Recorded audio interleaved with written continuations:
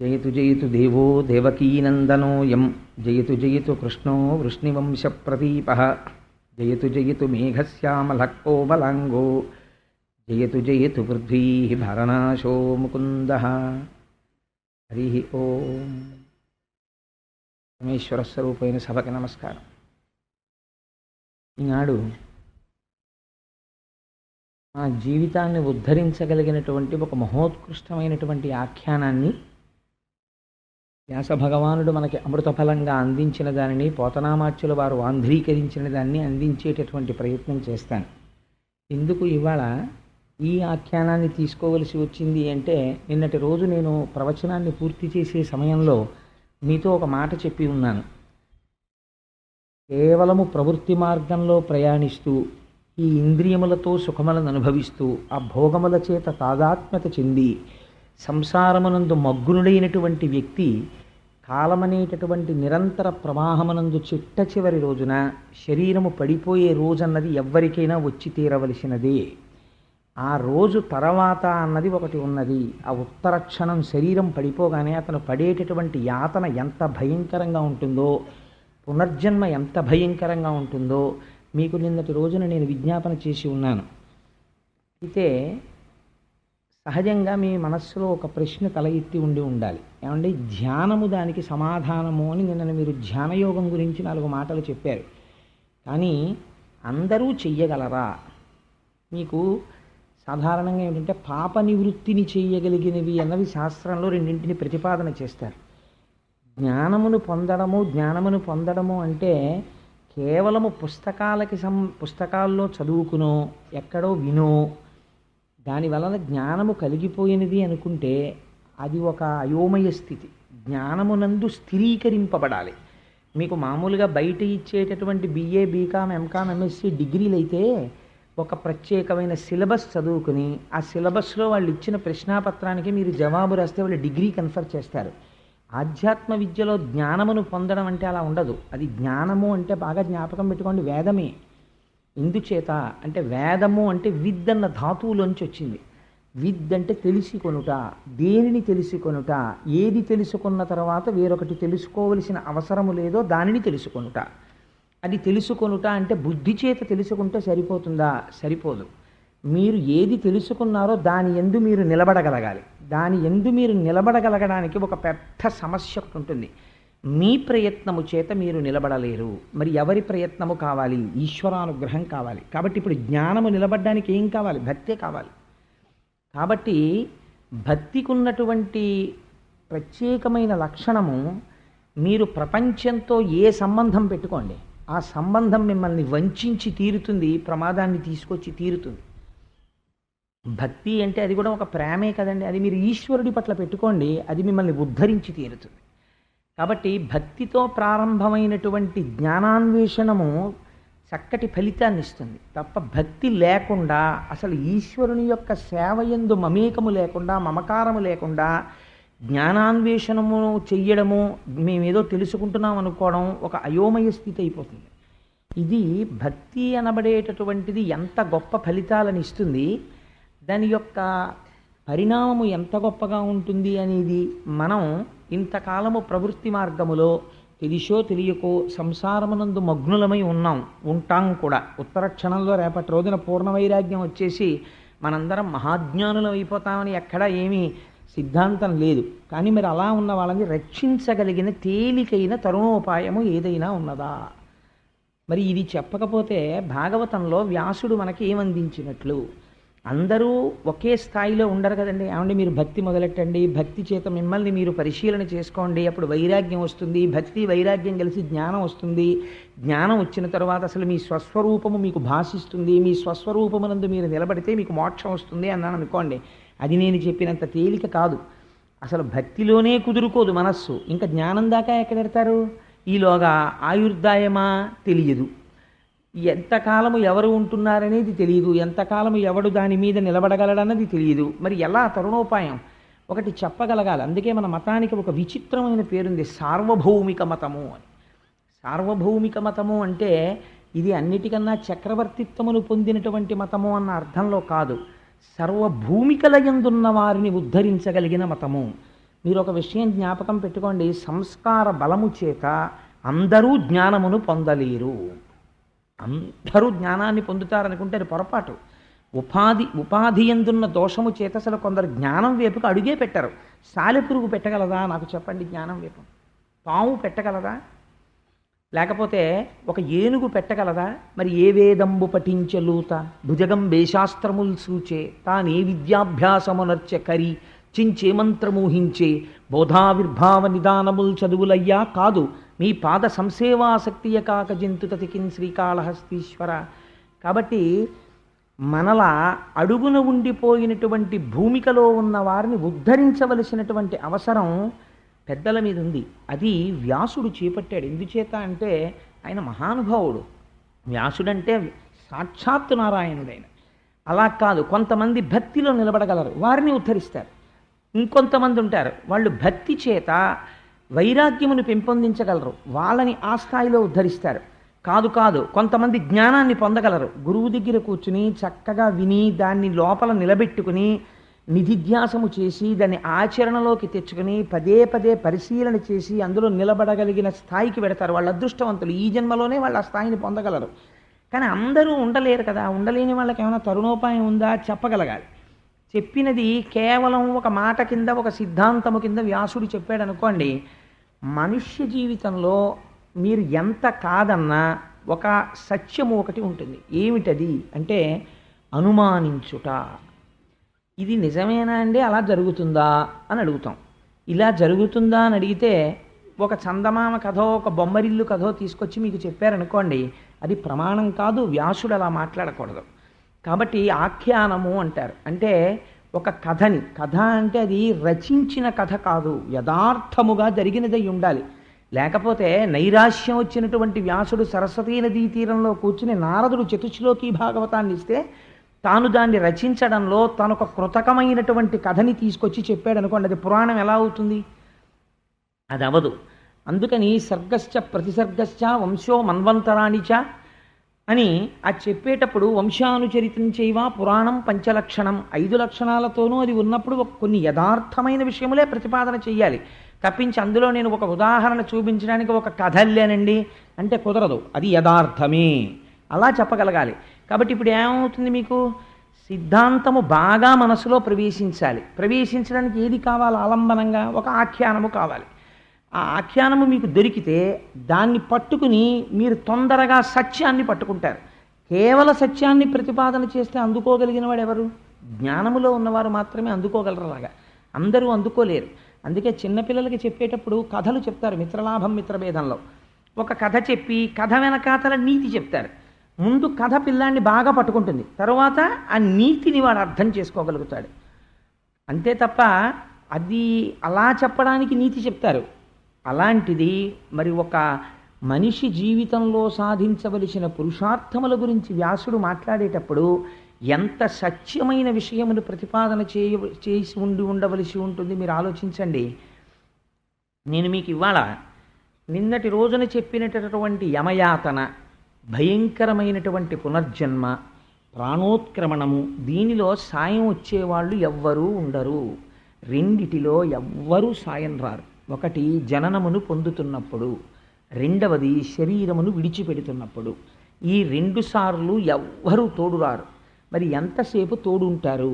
ఇందులో ఈశ్వరుడు ప్రకాశిస్తున్నంతసేపు, ఇది శివముగా ఉన్నంతసేపు అందరూ రకరకాల అనుబంధాలు ఒకే శరీరంతో పెట్టుకుని దాంతో తిరుగుతారు. ఆ శివము వెళ్ళిపోగానే ఇంకా దానితో అనుబంధము ఎవ్వరికీ ఉండదు. దాన్ని తీసుకుని వెళ్ళి అగ్నిహోత్రంలో సంస్కరించేస్తారు. కాబట్టి మరి ఎలా ఉద్ధరించుకోవడం అంటే దానికి ఒక ఎంత పవిత్రమైన ఆఖ్యానమును తీసుకొస్తున్నారో చూడండి. ఇది మీరందరూ విన్నదే, కానీ దీని పూర్వాపర విచారణమును చెయ్యడంలో భాగవతంలో వ్యాసుడు సాధించినటువంటి ఒక గొప్ప విజయం ఉంది. ఆయన విజయం అని నేను ఎందుకంటున్నానంటే దాన్ని అలా మనలో ప్రవేశపెట్టడానికి కావలసినటువంటి సత్తాని ఆయన ఆవిష్కరించారు.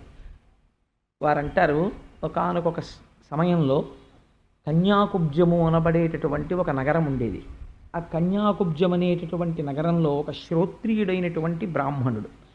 ఆయన త్రికాల సంధ్యావందనం ఆచరించి వేదాంగములను తాను పఠించి 10 మందికి వేదాన్ని వివరణ చేస్తూ 10 మందికి పురాణ ప్రవచనం చేస్తూ దొరికిన దానితో అత్యంత సంతోషంతో జీవితాన్ని గడపగలిగినటువంటి సమర్థుడైన వాడు. యాదృచ్ఛికముగా ఆయనకి ఐశ్వర్యము చేకూరినది. ఆయన తనంత తాను కూడబెట్టుకోవాలని కూడబెట్టుకున్నవాడు కాడు. యాదృచ్ఛికముగా ఐశ్వర్యం అలా సంప్రాప్తం జరిగింది. ఆయన మనస్సు మాత్రం సర్వకాలముల యందు భగవంతుడి యందు రమించేటటువంటి స్థితి ఉన్నవాడు. అటువంటి మహాపురుషుడికి ఒక కుమారుడు జన్మించాడు. ఆ కుమారుడికి ఆయన ఒక పేరు పెట్టుకున్నాడు. ఈ పేరు పెట్టుకోగానే, ఈ పేరు చెప్పగానే మీరందరూ కనిపెట్టేస్తారు. ఆయన పేరు అజామీళుడు. ఇప్పుడు అజామీళోపాఖ్యానము అనగానే మీరందరూ మాకు తెలుసండి అంటారు. కానీ మీకు తెలియని విషయం ఒకటి చివర ప్రతిపాదన చేస్తాడు వ్యాసుడు. అది చాలా గమ్మత్తైనటువంటి ప్రతిపాదన చేస్తాడు. సరే, ఆయన పేరు అజామీళుడని పెట్టారు. పెడితే దాని గురించి పోతన గారు ఒక అందమైనటువంటి విషయాన్ని ప్రతిపాదన చేశారు. కావుననితడు సత్కర్మవశమున భూదేవ కులమున పుట్టినాడు. శాంతుడై దాంతుడై ధర్మసంశీలుడై వేదపఠనంబును సలిపినాడు. అనయము గురు అతిథి పెద్దల చేరి శుశ్రూష చేసినాడు. సర్వభూతములందు సమబుద్ధి కలిగి అనేక మంత్రసిద్ధుల బడసినాడు. అంతటితో ఆయన ఊరుకున్నటువంటి వాడు కాడు. సత్యభాషణ నియమంబు జరిపినాడు. నిత్య నైమిత్తికంబుల నెరపినాడు. డంభ లోభాది గుణముల ధరిచినాడు. మంచి గుణములు తన యందు నింపినాడు. ఇది అజామీళుడు అంటే. మనం అజామీళుడు అన్న పేరు వినగానే ఆయనంతటి నీచమైన ప్రవర్తన ఉన్నవాడు లేడు అని అనుకుంటాం. కానీ వ్యాసుల వారు, పోతన గారు ఆయన గురించి ఎలా మాట్లాడారో చూడండి. ఆయన పుట్టి బ్రహ్మచర్యంలో ఉన్నప్పుడు తదనంతరం వివాహం చేశారు. ఒక ఉత్తమమైన సౌందర్యవంతమైన కన్యని తెచ్చి ఆయనకి వివాహం చేశారు. ఆయన శీలం ఎటువంటిది అంటే, కావుననితడు సత్కర్మవశమున భూదేవ కులమున పుట్టినాడు. పుట్టుకప్పుడు గతంలో చేసినటువంటి సత్కర్మల వలన మొత్తం అజామీళోపాఖ్యానికి ఈ సీసపద్యంలో ఉన్నటువంటి మొట్టమొదటి పాదమే ఆధారము. ఎప్పుడో చేసినటువంటి ఒక సత్కర్మ ఉన్నది. ఇప్పుడు ఆ కర్మ ఏమి చేయుచున్నది? సత్కర్మ అంటే చేసినటువంటి పని. మీరు ప్రయత్నపూర్వకంగా మనుష్య జన్మలో మంచి పనిని చెయ్యడానికి ప్రయత్నము చేయవలసినదే. కర్మ చేయడం అన్నది తనంత తాను జ్ఞానికి మాత్రమే ఆగుతుంది. మీరు జ్ఞానిని అనుకరించి ఆపకూడదు. మీరు సత్కర్మానుష్ఠానము చేయవలసిందే. ఇల్లు తుడుచుకుంటూ ఉండవలసిందే రోజును. సత్కర్మానుష్ఠానం అంటే లోపల శుభ్రం చేసుకుని ఈశ్వరుణ్ణి కూర్చోపెట్టుకోవడానికి కావలసిన యోగ్యతా సిద్ధిని పొందడం. కాబట్టి కావుననతడు సత్కర్మ వశమున భూదేవ కులమున పుట్టినాడు. కాబట్టి ఏమిటి ఇచ్చారు ఆయనకి అనుగ్రహం? ఒక బ్రాహ్మణ కులమునందు పుట్టాడు. ఏమిటండి బ్రాహ్మణ కులంలో పుడితే గొప్ప అని మీరు నన్ను అడగచ్చు. తండ్రికి ఒక కర్తవ్యం ఉంటుంది. బ్రాహ్మణ కులంలో పుడితే ఉపనయనం చెయ్యాలి తండ్రి. తనకి ఉన్నది కాబట్టి యజ్ఞోపవీతం. తన కుమారుడు కూడా సంధ్యావందనం చేసుకుని గాయత్రి చేసుకునేటటువంటి అదృష్టాన్ని కుమారుడికి ఇవ్వాలి. ఆ గాయత్రి చేసుకుంటే అతని పేరు చివర శర్మ అని చెప్పుకుంటాడు. శర్మదా ఇని అని అమ్మవారికి పేరు. అందుకని ఆయన త్రికాల సంధ్యావందనమో కనీసం పొద్దున్న పూట్ల సంధ్యావందనం అన్నా చేస్తాడు. చేసి గాయత్రీ మంత్రాన్ని చెయ్యడం వల్ల ఆయనకి రక్షణ కలుగుతుంది. ద్విజత్వమును పొందుతాడు. అంటే ఒకసారి పుట్టి మరణించి మళ్ళీ పుట్టినట్లు లెక్క. ఏంటి సంధ్యావందనం చేసి యజ్ఞోపవీతనం ఉండి గాయత్రీ మంత్రం చేసేటటువంటి వాడు అంటే అతను జ్ఞానమును పొందినటువంటి వాడు. కాబట్టి ఇప్పుడు ఎటువంటి స్థితిని పొందాడు? జ్ఞానమును పొందడానికి అర్హమైన జన్మను పొందినాడు. కాబట్టి కావుననితడు సత్కర్మ వశమున భూదేవ కులమున పుట్టినాడు. పుట్టి మీకు మనకి భాగవతంలోనే కొన్ని పాత్రలు కనపడతాయి. తండ్రి ఉపనయనం చేసిన వాళ్ళు గాయత్రీ మంత్రం కూడా నేర్చుకోకుండా అసలు సంధ్యావందనం చేయకుండా మహాజ్ఞానులైపోయారు.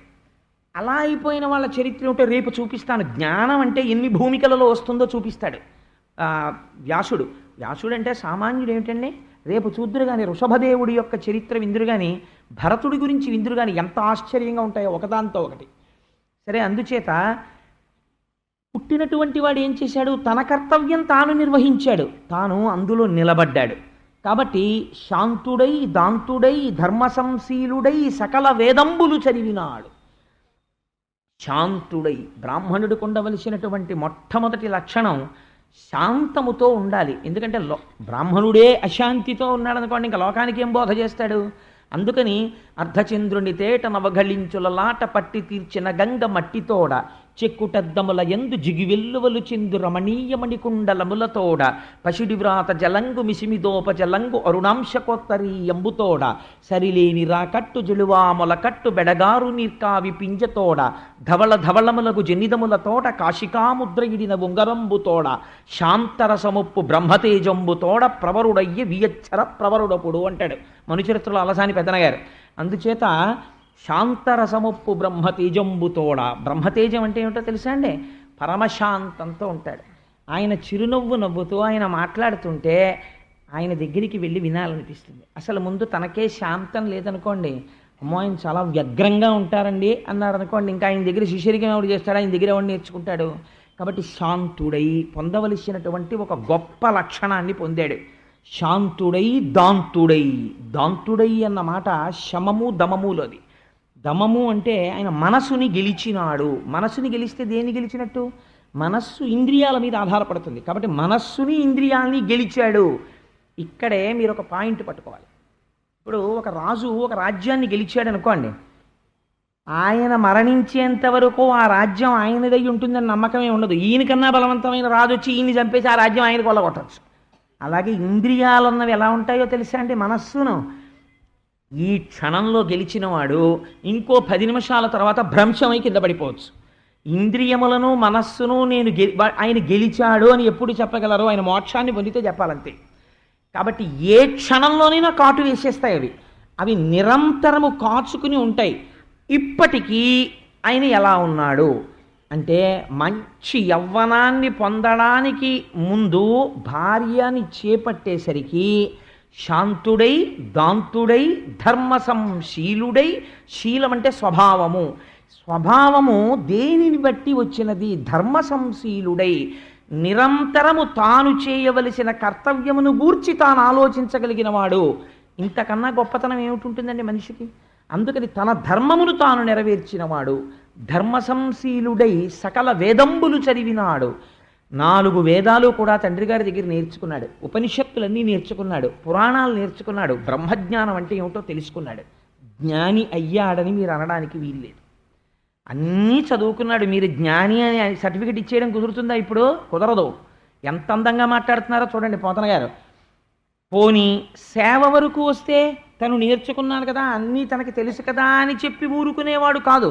అనుష్ఠాన పర్యంతమునకు తీసుకొచ్చాడు దాన్ని. అనయము గురువుల అతిథుల పెద్దల చేరి శుశ్రూషలు చేయువాడు. ప్రయత్నపూర్వకంగా గురువుగారి ఇంటికి వెళ్ళి, కాసేపు గురువుగారు ఇవాళ నేను మీ పాద సంవాహనం చేసి వెళ్ళిపోతానని గురువుగారి పాదాలు పట్టి వెళ్ళిపోయేవాడు. పెద్దల ఇళ్ళకెళ్ళి, అయ్యా నేను మీకేమైనా సేవ చెయ్యగలనా అని అడిగి సేవించేవాడు. ఇంటికి అతిథి వస్తే సాక్షాత్ నారాయణుడు నా ఇంటికి అతిథి స్వరూపంగా వచ్చాడని అతిథిని పూజించేవాడు.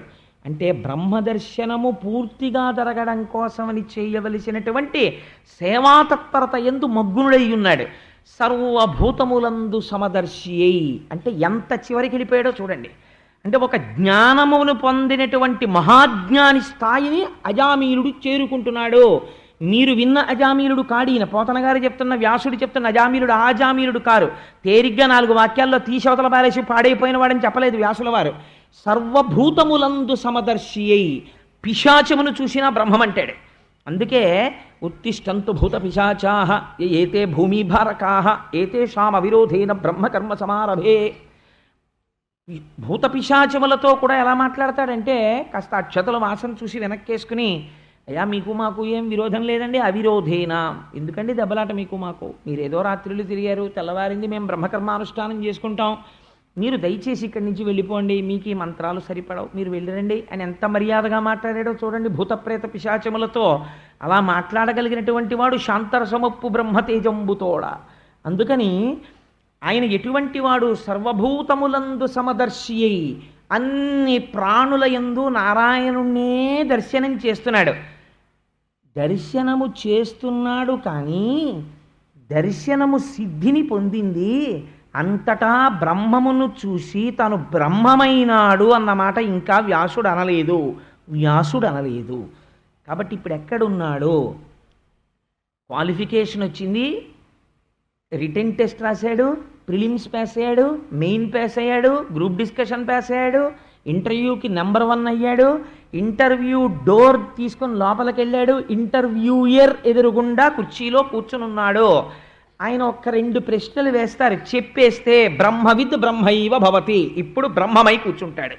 ఇప్పుడు అజామీలుడి స్థాయిని మీరు నిర్ణయం చేయండి, ఎక్కడున్నాడు, ఎన్ని మెట్లు ఎక్కాడో చూడండి. ఇది పోతన గారు చెప్పడం అంటే, ఇది వ్యాసుడు చెప్పడం అంటే. అంత తేలిగ్గా మాట్లాడరు, కథని ఆశ్రయించి ఎంత తత్వాన్ని పెట్టారో చూడండి. ఎన్ని మెట్లు ఎక్కాడు, పుట్టుక దగ్గర నుంచి బ్రహ్మజ్ఞానమును పొందే స్థాయికి ఎదుగుతున్నాడు. ఇప్పుడు సర్వభూతములందు సమదర్శి అయి అన్నిటి యందు చూస్తూ సకల అనేక మంత్రసిద్ధుల బడసినాడు. ఎన్నో మంత్రముల యొక్క సిద్ధిని తాను పొందాడు. కేవలం మంత్రము రక్షణ కోసం జపించడం కాదు. మనకి ఆ కావ్యకంఠ గణపతి ముని అని ఒక మహానుభావుడు ఉండేవాడు. ఆయన నైరుతి లింగం దగ్గర కూర్చుని అరుణాచలంలో తపస్సు చేస్తూ ఉండేవారు. ఆయన తపస్సు చేస్తూ మంత్రాలు చదివితే దేవతలందరూ కూడా ఆయన దర్శనానికి వచ్చి ఎదురుగుండా ఆయనకి దర్శనం ఇచ్చేవారు. అందుకే నైరుతి లింగం నుంచి బయటకు వచ్చిన తర్వాత కాసేపు కూర్చుని అక్కడ కావ్యకంఠ గణపతి ముని గురించి చెప్పుకుని బయలుదేరాలి తప్పకుండా. మొన్న మనం గిరి ప్రదక్షిణం చేసినప్పుడు మాతో వచ్చిన వాళ్ళందరికీ అక్కడ కావ్యకంఠ గణపతి ముని గురించి చెప్పుకుని బయలుదేరాం. కాబట్టి ఒక్కొక్క మహాపురుషుడు అటువంటి సిద్ధిని పొందుతాడు. ఆ మంత్రసిద్ధులు బడసినాడు. శరీరము మంత్రపూతమైంది, అంతగా దేవతానుగ్రహమును పొందాడు. పొంది ఇటువంటి స్థితిలో ఉండి సత్యభాషణ నియమంబు నెరపినాడు. ఒకరు చెప్పలేదు నువ్వు సత్యమే మాట్లాడు అని చెప్పలేదు, తను పెట్టుకున్నాడు నియమం. నేను నోరు విప్పితే సత్యమే మాట్లాడుతాను, ఇది నెరపినాడు. అతను అబద్ధం ఇంతకు ముందు చెప్పాడనడానికి ఆధారం లేదు. వ్యాసుడు హీనంగా సర్టిఫికెట్లు ఇచ్చేవాడేం కాడు. ఆయన చాలా పరిశీలన చేస్తే కానీ సర్టిఫికెట్ ఇవ్వడు. వ్యాసుడు చెప్పిన మాటను యథాతథంగా ఆంధ్రీకరిస్తారు పోతన గారు. పోతన గారంటే పలికిడిది భాగవతమట పలికించు విభుండు రామభద్రుండట. ఇప్పుడు మీకు ఈ మాట ఎవరు చెప్తున్నారు? రామచంద్రమూర్తి చెప్తున్నారు. ఎవరి గురించి చెప్తున్నారు? అజామీలుడు గురించి. ఏమని? సత్యభాషణ నియమంబు నెరపినాడు. ఒక్కనాడు అతని జీవితంలో పుట్టిన దగ్గర నుంచి ఇప్పుడు నేను చెప్తున్న సంఘటన వరకు అతను అబద్ధమాడాడు అని చెప్పడానికి ఆధారములు లేవు. నిత్య నైమిత్తికంబుల నెరపినాడు. కర్మమా వదలలేదు. ఇంకా ఎంత శుద్ధి ఎక్కడి నుంచి వస్తోందో చూడండి, కర్మలోంచి వస్తోంది. కాబట్టి తాను జ్ఞానిని అని తెలుసుకోవడం కాదు, తను జ్ఞాని అయిపోయాక కర్మ తనంత తాను వదిలిపోతుంది తప్ప నేను జ్ఞానిని అయిపోయానేమో అని వదిలేసుకున్నవాడు జారుడు మెట్ల మీద కింద పడిపోతున్నవాడు. ఎంత లాజికల్గా మాట్లాడతారో చూడండి పోతన గారు. ఆయన నిత్య నైమిత్తికంబుల నెరపినాడు. ఈ స్థితికి వెళ్ళిపోయిన వాడికి నిత్య నైమిత్తికాలు ఏమిటండి? నిత్యకర్మ అంటే ఎట్టి పరిస్థితులలోనూ మానకూడనిది ఏదది? సంధ్యావందనం. ఎట్టి పరిస్థితులలో మానకూడనటువంటి కర్మ సంధ్యావందన కర్మ. పేరుకి మెళ్ళో యజ్ఞోపవీతం వేసుకుని సంధ్యావందనము చేయని వాడు బ్రాహ్మణుడే కాడు, వాడు హీనాతి హీనుడు. శాస్త్రం చెప్పింది, నేను చెప్పట్లేదు. అంటే సంధ్యావందనం చేసి తీరాలి. సంధ్యాహీన అశుచి స్వకర్మసు నిత్యకర్మసు. వాడు ఇంట్లో ఎవరో చచ్చిపోతే అశౌచం ఎలా ఉంటుందో సంధ్యావందనం చేయని వాడికి అశౌచం అలా ఉంటుంది. కాబట్టి వాడు స్వకర్మసు, వాడు ఏ పని చేయడానికి వాడు పనికిరాడు. నిత్యకర్మసు, వాడు పూజ చేయడానికి కూడా అనర్హుడు. వాడు పూజ చేస్తే దేవతలు స్వీకరించారు. ఎందుకు స్వీకరించారు? వాడు సంధ్యావందనం చెయ్యలేదు, ఉపనయనం చేసుకుని కూడా. అది పుట్టడం అంత తేలిక కాదండి, నిలబెట్టుకోవాలి దాన్ని. అందుకే స్వకర్మసు నిత్యకర్మసు ఈ రెండిటి యందు నిలబడాలంటే సంధ్యావందనం చేయాలి. సంధ్యావందనం చెయ్యకుండా ఏ ఇతర కర్మలు బ్రాహ్మణుడు చేసినా అతనికి ఫలితము లేదు. పైగా ఇంట ఎవరో చనిపోయినప్పుడు అశౌచము ఉన్నవాడు సింహాసనాన్ని ముట్టుకుని పూజ చేసిన మహాపాపము వాడికి సంక్రమిస్తుంది. ఎందుచేత? వాడు సంధ్యాహీనుడు, వాడు సంధ్యావందనం చెయ్యలేదు. చేసి తీరాలి. పూజ చేయలేదు, పర్వాలేదు, ఏం పర్వాలేదు. ఇలా నీరాజనం చూపించి వెళ్ళిపోవాలి, అయితే ఇలా నమస్కారం పెట్టి వెళ్ళిపో, ఏం పర్వాలేదు. కానీ సంధ్యావందనం మాత్రం చేయాలి, చేసి తీరాలి. ఎంత అందంగా మాట్లాడుతున్నాడు అనుకోండి, నిత్య. అందుకని సంధ్యావందనం ఎన్నడూ మానినవాడు కాడు. కాబట్టి ఇప్పుడు అతనికి పాపం ఉన్నదా? ఎవడు ఇలా చేస్తున్నాడో వాడి పాపము సంధ్యావందనము చేత పరిహరింపబడుతోంది. అసలు పాపమే లేదు. అతని జీవితం చూస్తే ఎక్కడన్నా పాపం చేసినట్టుందా? అయినా నిత్యకర్మ చేస్తున్నాడు. నైమిత్తికంబుల జరిపినాడు. నైమిత్తిక తిథులు అంటే మామూలుగా పూజ మామూలుగా చేస్తాం. ఇప్పుడు మొన్న భీష్మేకాదశి వచ్చింది, మనం సామూహిక సత్యనారాయణ వ్రతాలు చేసి ఉపవాసం ఉండి విష్ణు సహస్రపారాయణం చేసి తత్వవిధానంద సరస్వతి మహారాజు వంటి ఒక మహాపురుష దర్శనం చేసి వారి అనుగ్రహ భాషణం అనేటటువంటి గంగానదిలో గ్రుంకులిడాం. అది నైమిత్తిక కర్మ అంటారు. అది నైమిత్తిక తిథులలో చెయ్యాలి. అంటే ప్రత్యేకం వచ్చేటటువంటి తిథులలో ప్రత్యేకం చెయ్యవలసినవి అని కొన్ని ఉంటాయి. ఇప్పుడు మహాశివరాత్రి వస్తోంది. మహాశివరాత్రి నైమిత్తికం. జన్మానికి ఒక్కసారైనా శివరాత్రి అలా చెయ్యాలి. అలా చేయడానికి ఏర్పాట్లు చేస్తున్నారు గోపాలకృష్ణ గారు, మనం తరిద్దాం. అందుకని నిత్య నైమిత్తికంబుల నెరపినాడు, నిత్యకర్మ నైమిత్తిక కర్మ రెండిటినీ కూడా చేస్తుండేవాడు. భూరి లోభగుణంబుల దరసినాడు, తన యందు లోభబుద్ధితో ఒకరికి పెట్టకుండా తను దాచుకుందామనేటటువంటి ఆలోచన రాకుండా చేసుకున్నాడు తన మనస్సుని. ఎంత కష్టమండి! ఆలోచన వచ్చిన తర్వాత పోన్లేదో మనం దాచుకుని ఏమనుభవిస్తాం, ఇంకోటికి కూడా పెడదామని పెట్టడం వేరు. అసలు అలా దాచుకుందామన్న ఆలోచన లేనివాడై సర్వభూతముల యొక్క శ్రేయస్సును కోరి పెట్టడం అలవాటైన వాడు. ఇప్పుడు చెప్పండి, ఒక్క సీసపద్యంలో అజామీలుడి లాంటి క్యారెక్టర్ని ఇంకో దాన్ని సబ్స్టిట్యూట్ చేయండి తీసుకొచ్చి, ఎంత కష్టమండి! అటువంటి శీలాన్ని ఆవిష్కరిస్తున్నారు పోతన గారు. ఇటువంటి వాడు, ఇటువంటి మహానుభావుడు మంచి గుణములు తన యందు దరసినాడు. ఇంక నేను చెప్పలేనయా ఎన్ని మంచి గుణాలు ప్రపంచంలో ఉంటాయని నువ్వు అనుకుంటున్నావో అన్ని మంచి గుణాల్ని తీసుకుని తన యందు తనంత తాను నింపుకున్నాడు. అంటే ఇప్పుడు ఎవరు? అజామీలుడు, రాశీభూతమైనటువంటి బ్రాహ్మణ తేజస్సు కదండి. ఇటువంటి అజామీలుడికి ఇంట్లో తల్లిగారు ఉన్నారు, తండ్రి గారు ఉన్నారు, వేదోక్త కర్మలు తెలుసున్నవాడు, మంచి యవ్వనంలో ఉండి సౌందర్యవతి అయి అనుకూలవతి అయినటువంటి భార్య ఇంట్లో ఉంది, ఐశ్వర్యం ఉంది, తను నేర్చుకున్నాడు, తండ్రి ఎంతో సంతోషపడిపోతున్నాడు. అరుకాషుడు అని కైలాసపాళిలో మనకు ఒక పెద్ద పాము ఉంటుంది. చాలా చిత్రంగా ఉండేవి. పూర్వం పిల్లలతో ఆడిస్తే అలాంటి ఆటలు ఆడించేవారు. ఆ పాము కరిచిందనుకోండి మళ్ళీ ఓటోగల్లోకి వస్తాడు. కరవకూడని పాములు కొన్ని ఉంటాయి. ఈశ్వరుడి యొక్క గమ్మత్తు ఎలా ఉంటుందో తెలుసా అండి? రెండంచుల గల కత్తిని ఒక దాన్ని తీసుకొచ్చి మనకి అమరిక పెడతాడు ఆయన. ఇది ఒక ఆశ్చర్యకరమైన విషయం. జీవితంలో మీరు కొద్దిగా పరిశీలన చేయండి. అందుకే ఏదో పెద్ద భగవంతుడి గురించి ఎంత స్తోత్రం చేస్తారో అజామీలుడి యవ్వనం గురించి వ్యాసుల వారన్ని పద్యాలు రాశారు. అవన్నీ సభాముఖంగా చెప్పడం బాగుండదు కాబట్టి నేను చెప్పట్లేదు. మీరు ఎప్పుడైనా భాగవతంలో చదువుకోండి. అతనికి మూతి మీద మీసాలు ఎలా వచ్చాయో, అతని తొడలు ఎలా సన్నపడ్డాయో, వక్షస్థలం ఎలా విశాలమైందో, నడుము ఎలా పెద్దదైందో దగ్గర నుంచి వర్ణన చేశారు వ్యాసుల వారు. ఎందుకంటే అవన్నీ ఒక మనిషి గురించి అంటే మీకు నేను ఇప్పుడు ఒక రహస్యం చెప్పకపోతే మీరు అజామీలోపాఖ్యానాన్ని పట్టుకోవడంలో పొరపాటు పడతారు. మీరు ఒకటి ఆలోచించండి. మనిషి చిన్నతనంలో పుడతాడు. పుట్టగానే నిన్నటి రోజున చెప్పాను, శిశువు యొక్క అవస్థ ఎలా ఉంటుందంటే అక్కడే మల విసర్జన చేస్తాడు, అక్కడే మూత్ర విసర్జన చేస్తాడు, చెవులోకి చీమ దూరిపోతుంది, అమ్మ నాకు చెవులో చీమ దూరిందని చెప్పుకోలేడు, దురద వేసిన చోట గోక్కోలేడు. మలమూత్రంబులతో మహాభయముతో మాతృస్థనాపేక్షతో చలమూర్ఖత్వముతో సదాభ్రమతతో చాంచల్య చిత్తంబుతో బరువైనట్టి కపజ్వర గ్రహ మహా బాల్యామయ శ్రేణితో కలనైనంతమ చింతలేక చెడితిన్ కామ్యార్థినై శంకర. మలమూత్రాలతో మహాభయంతో ఎప్పుడూ అమ్మ యొక్క స్తన్యము మీద అపేక్షతో పడిశం పట్టేసి దగ్గుతో జలుబుతో బాధలతో భయంతో ఎక్కడైనా చప్పుడైతే ఉలిక్కి పడుతూ నాన్నవారెవరో తెలియక ఒక మంచం మీద పడుకుని కుమిలిపోతూ దుప్పటి కప్పేస్తే అందులో పడి చేతులు కాళ్ళు కదల్పలేక అలా పడుంటాడు. కొద్దిగా వయస్సు వచ్చి బాలుడవుతాడు. ఇంకా అయిన దగ్గర నుంచి అక్కడి నుంచి ఇంకా మళ్ళీ స్కూలుకు పరిగెత్తడం, ఆ స్కూల్లో ఆటలు, పాఠంబులు వల్లించుచున్ బాలోజ్జానక బోధనాది క్రియనన్ మనసునన్ రంజిల్లుచున్, ఆ పిల్లలతో కలిసి ఆడుకుంటూ లీలానృత్త గీత పఠనాది వినుండనై బుచ్చితిన్ కలనోనెంతమ చింత నెరుగన్ కామ్యార్థినై శంకర. ఆ ఆడుకుంటూ పాడుకుంటూ పాటలు పాడుకుంటూ పిల్లలతో డ్యాన్సులు చేసుకుంటూ ఒక్కనాడు తెలియదు. ఆ తర్వాత వచ్చేదేది కొంచెం యుక్తాయుక్త విచక్షణతో దేన్ని అసలు పట్టుకోవాలి, దేన్ని వదిలిపెట్టాలి అని తెలుసుకోగలిగినది, పట్టుకోవాలని తెలిసినా పట్టుకోవడానికి ఓపిక ఉన్నది యవ్వనమునందు మాత్రమే. ఈ యవ్వనమును ప్రధానముగా రెండు భ్రంశము చేసేస్తాయి. అందుకే నిన్న కపిలుడు అంత దారుణమైన మాట మాట్లాడాడు. కేవలము పృథివీ పురుషుడిగా స్త్రీగా వికారము చెందినది, ఉన్నది అదే. బొమ్మ చెయ్యడంలో మార్పులు జరిగాయి, చిన్న మార్పు కోసం నీ జీవితాన్ని పాడు చేసుకున్నావు అన్నాడు.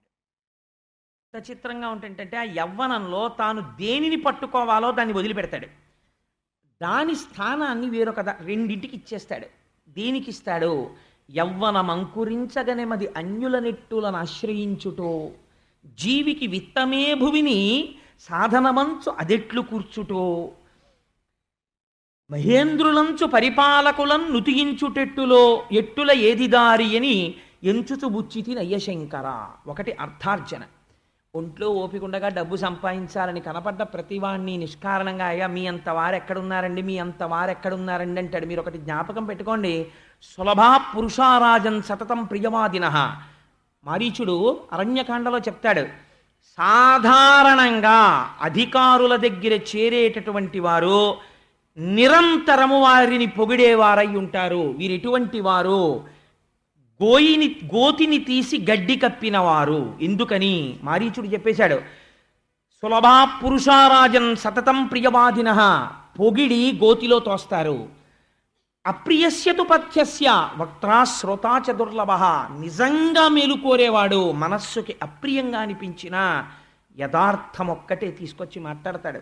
అలా మాట్లాడేవాడు నీకు దొరకమన్నా దొరకడు, దొరికినా వినేవాడు దొరకడు. అలా దొరికితే వాడి జీవితం మారిపోయినట్టే, తప్పు సవరింపబడుతుంది అని వాల్మీకి మహర్షి ప్రతిపాదన చేస్తారు. అందుచేత అర్థమునందు అర్థ సంపాదనకి అనువుగా అధికారులను పొగడుటయందు కామిని పిశాచము పట్టుకుని బెల్లపరవన్నమైన అదే రుచి, పంచదార పరవన్నమైన అదే రుచి, ఒకే పాయస పాత్రని తీసుకొచ్చి ఎన్ని గ్లాసులలోకి సర్దుకుని తిన్నా ఒకే రుచి ఉంటుందని ఎరుగక తన ధర్మపత్ని తన ఇంట ఉండగా ఇతర స్త్రీల యందు వెంపర్లాట పెట్టుకున్న దౌర్భాగ్యుడు అలాగే నశించిపోతున్నాడు. ఈ రెండిటి చేత యవ్వనం నశించిపోతుంది. నశించిపోవడమే అత్యంత ప్రమాదకరము. కాబట్టే నదికి ఎక్కడ గట్టు బలంగా వేస్తారు అంటే, వర్షం పడినప్పుడు నది బాగా ఎక్కడ పొంగి పొరలుతుందో పల్లపు ప్రాంతమునందు పొంగి పొరలుతుంది. కాబట్టి వర్షాకాలము వచ్చునంచు గృహముల్ బాగొప్ప నిర్మించితాన్ అంటారు. ముందే గట్లు బలవత్తరం చేస్తారు. లేదనుకోండి ఆ నదీ జలం ఏం చేస్తుందంటే ఊళ్ళల్లోకి వచ్చి పడిపోతుంది. అలా పడిపోకుండా ఉండాలంటే గట్టు బలవంతం చెయ్యాలి, కాలవలోకి నీటిని విడిచిపెట్టాలి. అప్పుడు త్రాగటానికి ఉపయోగపడుతుంది, పొలంలోకి ఉపయోగపడుతుంది. The entire skill rests in channelizing the water. ఆపో వాయుదగం బ్రహ్మం అందంతే శాస్త్రం. అందుకే శృతి నీరు ఈ సమస్త భూమండలమునకు ఆధారభూతమయ్యున్నది. అందుకే మహామంత్ర పుష్పం నీటి గురించే మాట్లాడుతుంది. సరే, అందుచేత ఇప్పుడు ఏమైంది? ప్రధానమైనదేది? వర్షాకాలములో పల్లపు ప్రాంతమునకు ప్రవహించే నది ఎటువంటిదో యవ్వనం అటువంటిది.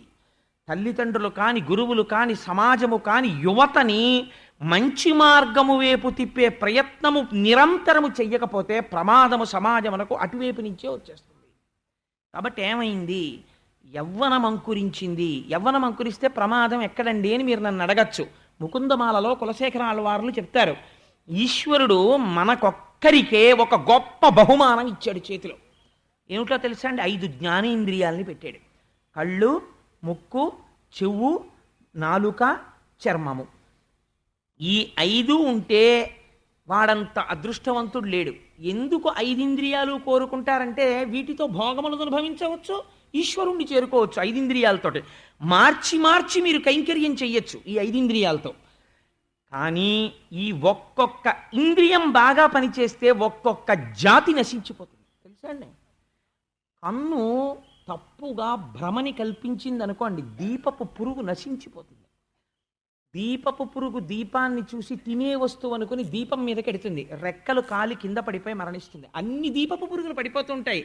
కానీ దాని దృష్టికి దీపము ఆకర్షించిన దానిలా ప్రవర్తిస్తుంది. ముదుసలి ఇంటి దీపమని ముద్దుడు మూర్ఖుడు కాడు అంటాడు రామరాయల వారు.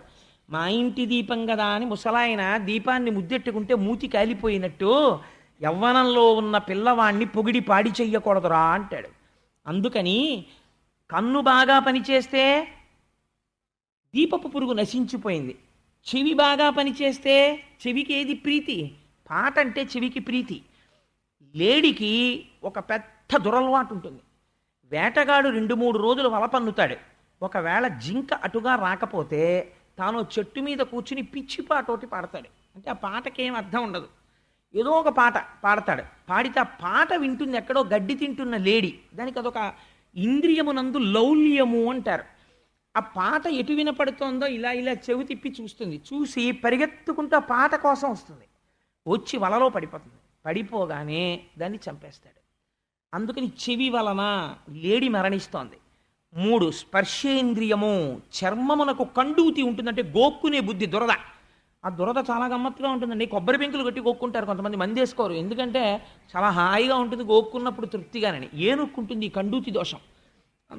అందుకని ఏనుగుని పట్టుకునే వాళ్ళు ఏం చేస్తారంటే గొయ్యి తీసి పైన గడ్డి పరిచి అది ఒళ్ళు గోక్కోవడానికి వీలైనటువంటి పరికరములు అక్కడ పెడతారు. పెడితే ఏనుగు గబగబా అక్కడికి వచ్చి ఒళ్ళు గోక్కుందామని ఇలా ఇలా అంటుంది. అసలే బరువు అది. ఇలా ఇలా అనేటప్పటికి ఆ స్వింగ్కి, ఆ ఊగుకి పుచ్చుకర్రలు విరిగిపోయి గోతిలో పడిపోతుంది. అంతే, ఏనుగు దొరికిపోతుంది. అందుచేత స్పర్శేంద్రియ లౌల్యము చేత ఏనుగు నశించిపోతోంది. 4వది రసేంద్రియము. అసలు దాని గురించి ఎంత గొప్పదో దాని అసాధ్యం కూడా అదే నిర్ణయించేస్తోంది జీవితాలని. ఈ రసేంద్రియము. నాలుక. దీనివల్ల ఏది పాడైపోతుందో తెలుసా అండి? చేప. ఎక్కడో నీళ్లల్లో ఉంటుంది. వీడు కూడా నీళ్లల్లోకి వెళ్ళని చేపలు పట్టుకోలేడు. ఏం చేస్తాడు? శుభ్రంగా ఈశ్వరుడు దానికి ఇలా నోరు విప్పి తినవలసిన అవసరం లేకుండా మొప్పలతో ఆక్సిజన్ గ్రహిస్తూ బతకగలిగిన శక్తి ఇచ్చేశాడు. ఇచ్చేస్తే దాని అల్లరి చూడండి. దానికి ఉన్న ఇంత నోరు, ఇంత నాలిక్కి, దానికి రుచులంటే ఎంత సంతోషం. ఓ దిక్కుమాలిన వానపామును దాన్ని తీసుకొచ్చి బ్లేడ్ ఎట్టి ముక్కలు కోసి, చిన్నప్పుడు ఏలూరులో తమిళేటొడ్డును కూర్చుని చూస్తుండేవాడిని నేను వాటిని పట్టడం.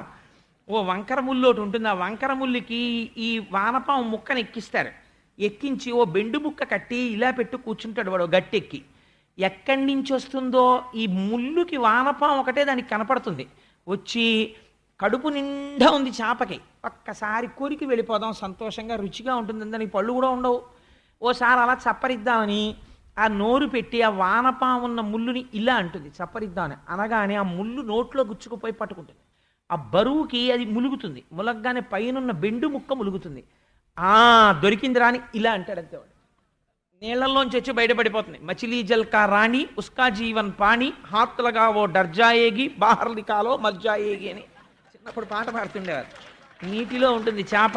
అది ఆ నీరు దానికి ఆధారం. పైకి తీసావా బాధపడుతుంది, అక్కడే పారేసావా చచ్చూరుకుంటుందని. అలా తీసి బుట్టలో పారేస్తాడు. అయిపోయిందంతే దాని జీవితం. ఏది తిందామని వచ్చిందో అది ఇంకొకరికి ఆహారమై తినబడుతోంది. రసేంద్రియము చేత చేప నశించిపోతుంది. కాబట్టి కన్ను, ముక్కు, వాసన. వాసనకి ఏది పోతోంది అంటే పద్మమునందు సుగంధం ఉంటుంది. పద్మమునందు వచ్చేటటువంటి సుగంధము వేరు. ఆ సుగంధమును అనుభవించడం కోసమని ఎక్కడ నుంచో వస్తుంది సీతాకోక చిలుక వచ్చి. అంటే మనకి ఇలాంటి ప్రాంతాల్లో కనపడదు. మీరు ఎక్కడైనా తరచూ నాకు ఎక్కడ కనపడుతూ ఉంటుందంటే ఇలాంటిది వెంకటాచలంలో వుడ్లాండ్స్ అని ఒక హోటల్ ఉంది. ఆ హోటల్కి కొండ కిందకి ఒక పార్క్ ఉంది. ఎప్పుడైనా మీరు వర్షాకాలంలో మబ్బులు వేస్తున్న వెంకటాచలంలో ఒక గొప్పతనం ఉంది. మబ్బులు కిందకి దిగిపోతాయి. అప్పుడు చాలా గమ్మత్తుగా ఉంటుంది. మీరు ఆ పూల చెట్ల కింద చిన్న చిన్న గుహల్లా ఉంటాయి. వాటిలో వెళ్ళి కూర్చుంటే మీరు ఇటువంటి సన్నివేశాలు చూడొచ్చు. అసలు ఆ సీతాకోక చిలక ఎగురుతూ వచ్చి ఒక పువ్వులో వాలి మకరందపానం చేసి ఆ పుప్పుడి వాసన పీలుస్తూ పెద్ద పెద్ద పువ్వుల్లో మకరందపానం అయిపోయినా సరే అలా పడుకుంటుంది కాసేపు. అంటే వాసన మరిగి మత్తెక్కుతుంది. అలా మత్తెక్కితే ఏమవుతుందంటే ఒక్కొక్కసారి చీకటి పడుతుంది. చీకటి పడితే పువ్వు ముకుళించుకుంటుంది. పద్మానికి అది అలవాటు. ముకుళించుకుంటే దీనికున్న రెక్కలు చాలా అల్పంగా ఉంటాయి. అది పైకి రాలేక అది అనుకుంటుందిట, రేపు తెల్లవారకట్ట సూర్యోదయం అవుతుంది, ఈ పువ్వు మళ్ళీ విచ్చుకుంటుంది, నేను మళ్ళీ వెళ్ళిపోతాను అనుకుంటుంది. అనుకుని అందులో పడుకుంటుంది. కానీ చీకటి పడే సమయానికి నీళ్లు తాగుదామని ఏనుగులు వస్తాయి. అవి నీళ్లు తాగి వెళ్ళిపోతూ వెళ్ళిపోతూ ఈ పద్మాల్ని తొండంతో పీకేసి నేల బారేసి తొక్కేసి వెళ్ళిపోతాయి. పద్మమునందు సుగంధమును ఆఘ్రాణిస్తూ పడుకున్నటువంటి తుమ్మెద ఏనుగు పాదము కింద పడి మరణిస్తోంది. కాబట్టి ఏమైంది? వాసన మరిగి తుమ్మెద నశించి, ఒక్కొక్క ఇంద్రియము ఒక్కొక్క లౌల్యమునకు నశించిపోతోంది. 5 ఇంద్రియాలు ఈశ్వరుడు దీంట్లో పెట్టాడు. కాబట్టి ఎంత లౌల్యం ఉంటుంది. ఇది అరుకాశుడు కైలాసపాళిలో. ఈ ఇంద్రియాల్లో ఏ ఇంద్రియమైనా కరిచేయచ్చు మిమ్మల్ని. కరిచేసింది అనుకోండి. ఇందాకటి సీసపద్యం ఒకటి విన్నారు కదా మీరు అజామీలుడి గురించి. ఇప్పుడు ఇంద్రియ లౌల్యము ఏ స్థితిలో కలుగుతుంది? యవ్వనమునందు కలుగుతుంది. ఈ లౌల్య బుద్ధి ఆ సమయంలో ప్రారంభం అవుతుంది. అప్పుడు ఇంద్రియాల్ని తిప్పడానికి జ్ఞానమును ఉపయోగించాలి. అలా ఎవడు ఉపయోగించడో వాడు నశించిపోతాడంతే. నిన్నటి రోజు పునర్జన్మ ఎంత భయంకరమో ఆ స్థితికి వెళ్ళిపోతాడు. అది కూడా మళ్ళీ మనుష్యుడిగా వస్తాడని నమ్మకం ఉండదు. ఏ హీనోపాధిలోకైనా వెళ్ళిపోతాడు. హీనోపాధిలోకి వెళ్ళిపోతే నష్టం ఏమిటండి అని మీరు నన్ను అడగచ్చు. ఒక్కొక్క ప్రాణిని ఉచ్చు వేసి చంపుతారు. ఒక్కొక్క ప్రాణిని కంఠం కోసి చంపుతారు. ఒక్కొక్క ప్రాణిని అలా కంఠం కొయ్యడమో కష్టం, లేకపోతే ఇంకోలా చంపడమో కష్టం అనుకుంటే ఎంత దారుణంగా చంపుతారో తెలుసా అండి. కొన్ని ప్రాణులను నేను ఒకసారి చూసి కళ్ళు తిరిగి పడిపోయాను. నేను విశాఖపట్నంలో పనిచేసేటప్పుడు దసరా పండగ నాడు వెళ్తూ ఓ కోడిని కోస్తుంటే యథాలాపంగా అలా ఏదో అనుకుని చూశాను. అటోడు ఇటోడు పట్టుకుని కోస్తుంటే చూశానంతే. మళ్ళీ నేను లేచేటప్పటికి సోడా కొడుతున్నారు నా మొహం మీద. అక్కడ పడిపోయాను. అందుచేత అంటే చిన్నతనంలో బహుశా అంటే నువ్వు ఇప్పుడు అలాంటివన్నీ చూస్తావా అని అక్కడ నేను అసలు చూసే అవకాశం లేదు. నాకు ఈశ్వరుడు అలాంటి దిక్కుమాలగా లేకుండా ఏదో పవిత్రంగా జీవనం గడిపి అదృష్టాన్ని కటాక్షించాడు, అది కొనసాగింపబడుగాక అని కోరుకుంటాను అనుకోండి. కానీ అసలు చెప్తున్నాను, దానికి ఒక్కొక్క ప్రాణిని ఎంత దారుణంగా చంపుతారో తెలుసా అండి. అది చంపడం కష్టం అని దాన్ని తిరగేసి రోకళ్ళు పెట్టి కడుపు మీద కొట్టి చంపుతారు. నేను చూసా ఒకసారి ఒక పందిని చంపుతుంటే పారిపోయాను అక్కడి నుంచి. రోకళ్ళు పెట్టి కొడతారు, కొట్టి చంపుతారు. కాళ్ళను తీసుకొచ్చి తలకాయ కిందకు పెట్టి కాళ్ళు గుత్తి కింద వంకాయలు కట్టినట్టు కట్టి 2 వీలర్కి స్పీడ్గా వెళ్ళిపోతుంటే తలకాయ కింద పెట్టి చూస్తున్నప్పుడు ఏ రాయో పట్టని తలకి తగులుతుంటే అది అనుభవిస్తున్నటువంటి బాధ పాపము చేసినప్పుడు కనపడదు. యవ్వనంలో ఉన్నప్పుడు అనుభవించినప్పుడు తెలుస్తున్నప్పుడు ఎవడు పంచుకోడుదని. ఈ ఉపాధే పంచుకోవాలి. కాబట్టి యవ్వనం ఏమైనది 5 ఇంద్రియములకు లౌల్యమునిచ్చే స్థితి ప్రారంభం అవుతోంది. ఇప్పుడు అజామీలుడు నిలబెట్టుకోగలడా? ఇది పరీక్ష. ఇప్పుడు అజామీలుడికి పరీక్ష, మనందరికీ పరీక్ష. మీరు వెనక్కి తిరిగి ఒకసారి ఆలోచించేయండి. సో భాగవతం ఎవరికి అంటే ఏ వయస్సు వాళ్ళైనా వినొచ్చు, నేను తప్పు పట్టట్లేదు. అసలు నిజానికి యవ్వనంలో ఉన్నవాడు వింటే జీవితాన్ని సార్థకత చేసుకోగలడు. కాబట్టి ఇప్పుడు ఏమైంది, అందుకని అజామీలుడి యవ్వనాన్ని వ్యాసుడు అంతవర్ణన చేశాడు. ఇప్పుడు ఇంద్రియముల యందు కామము ప్రకోపమును పొందుతున్నది. ఎందుకని? ఒంటి నిండా ఓపికంది, ఇన్ని విన్నాడు. కానీ ఈ ఇంద్రియముల గొప్పతనమేమి? ఏ ఒక ఇంద్రియమైనా సరే తన లౌల్యము చేత తాను నిలబడిన పై మెట్టు నుంచి కిందకి తోసి పారవేయగలదు. ఇప్పుడు నిలబడి ఇంకొక మెట్టు దాటి బ్రహ్మమునకు వెడతాడా, కిందకి పడిపోతాడా? మీరు అజామీలోపాఖ్యానాన్ని పరిశీలన చేయడంలో మీరు మిమ్ములను, మీ కుటుంబాన్ని, సమాజాన్ని పరిశీలన చేయడం అలవాటు అవుతుంది అజామీలోపాఖ్యానం. కాబట్టి మీ కుటుంబం బాగుండాలని మీరు అనుకుంటే అజామీలోపాఖ్యానం విన్నవారైతే మీ పిల్లలని ఎంత జాగ్రత్తగా బోధ చెయ్యాలో, తల్లిదండ్రులు ఎంత పరిశీలన చేసుకుంటూ ఉండాలో, ఆ సమయమునకు తండ్రికి ఓపిక తగ్గుతుంది, బిడ్డడికి ఓపిక పెరుగుతుంది. అవసరమైతే వాడు తెగతెంపులు చేసుకుంటాడు, ఒక్క తోపు తోస్తాడు, ఒక్క లెంపకాయ కొట్టాడు అనుకోండి, అయిపోయిందంతే తండ్రి బ్రతుకు అక్కడతో. ఇంకా తండ్రి బ్రతికి మరణించినట్టే, వాడికి ఆవేశం ఎక్కువైపోతే. కాబట్టి వాడు ఆవేశపడకుండా, అందుకే పుత్రమిత్రమదాచరేత్, స్నేహితుణ్ణి కూర్చోపెట్టుకుని మాట్లాడినట్టే మాట్లాడాలరా, కొడుకని అహంకరించి మాట్లాడకు, చాలా జాగ్రత్తగా ఉండు కొడుకుతో. అంత జాగ్రత్తగా వాడికి ధర్మం చెప్పుకోవడం ఏర్పాటు చేయి. అందుకే గాయత్రీ మంత్రోపదేశం చేసి గురువుని చేస్తారు తండ్రిని. గురువు పట్ల అపచారం చేయకూడదనైనా కాస్త తండ్రి గారి దగ్గర జాగ్రత్తగా కూర్చుని వింటాడని. ఎందుకని? అజామీలుడు లాంటి వాడిని దృష్టిలో పెట్టుకునే. ఇప్పుడు ఆ 5 ఇంద్రియాలతో ఈశ్వర సేవనం చెయ్యొచ్చు. ఈ కళ్ళతో చూడడమే పనిగా పెట్టుకుని 10 దేవాలయాలు తిరగడం రోజు అలవాటు పెట్టుకుని వాడు ధన్యుడైపోవచ్చు. ఒక చెవితో ఏమీ తెలియకపోయినా ఉట్టిన అలా వినడం అలవాటు చేసుకుని 4 కీర్తనలు వినడం, భగవంతుడి కథలు వినడం, వీటితో తరించిపోవచ్చు. ఈశ్వరుడి నిర్మాల్యం ముట్టుకోవడం, ఈశ్వరుడి పల్లకి మోయడం, వెళ్ళి అందరి దేవతల పాదాలు ముట్టుకోవడంతో తరించిపోవచ్చు. లేదా భగవంతుని యొక్క నిర్మాల్యాన్ని వాసన చూడడానికి అలవాటు పడిపోయి మత్తెక్కిపోవచ్చు, ధన్యుడైపోవచ్చు, ఎలాగైనా అవ్వచ్చు. లేదా ఈ ఇంద్రియాల్లోనే ఏదో ఒక ఇంద్రియము యొక్క లౌల్యమునకు పాడైపోవచ్చు. అది నేను చెప్పడం ఎందుకు, ప్రతి ఇంద్రియానికి ఉన్న లౌల్యం విషయంలో మనందరం పిహెచ్డీలు ఉన్నవాళ్ళం, అందుకని నేను చెప్పక్కర్లేదు. కాబట్టి అంటే మీరు కాదేమో, నేను. కాబట్టి ఇక్కడ అజామీలుణ్ణి దృష్టాంతంగా వ్యాసుల వారు చూపిస్తున్నారు. ఆయనని తండ్రి గారు ఒకరోజు పిలిచి అన్నాడు, ఆయన ఏం తప్పు పని చెప్పలేదు, అయితే ప్రమాదము ఉండేటటువంటి పని చెప్పలేదు, ఎప్పుడూ చెప్పే పని ఏదో అదే చెప్పాడు ఆయన. దర్భలు పట్టుకురా, పువ్వులు పట్టుకురా, రేపటి పూజకి దళములు పట్టుకురా అని చెప్పాడు తండ్రి. ఏమండి ఈ చెప్పడంలో తండ్రి ఎందు ఎంత మాత్రము దోషం లేదన్న మాట మీరు ఎందుకన్నారో నన్ను అడగచ్చు. మనకి కుశాగ్ర బుద్ధి అని ఒక మాట ఉంది. మనం పర్యావరణమో అని ఇవాళ మాట్లాడుతున్నారు పెద్ద నోళ్ళు వేసుకుని, అసలు దాన్ని మన పురాణాలు మాట్లాడాయి.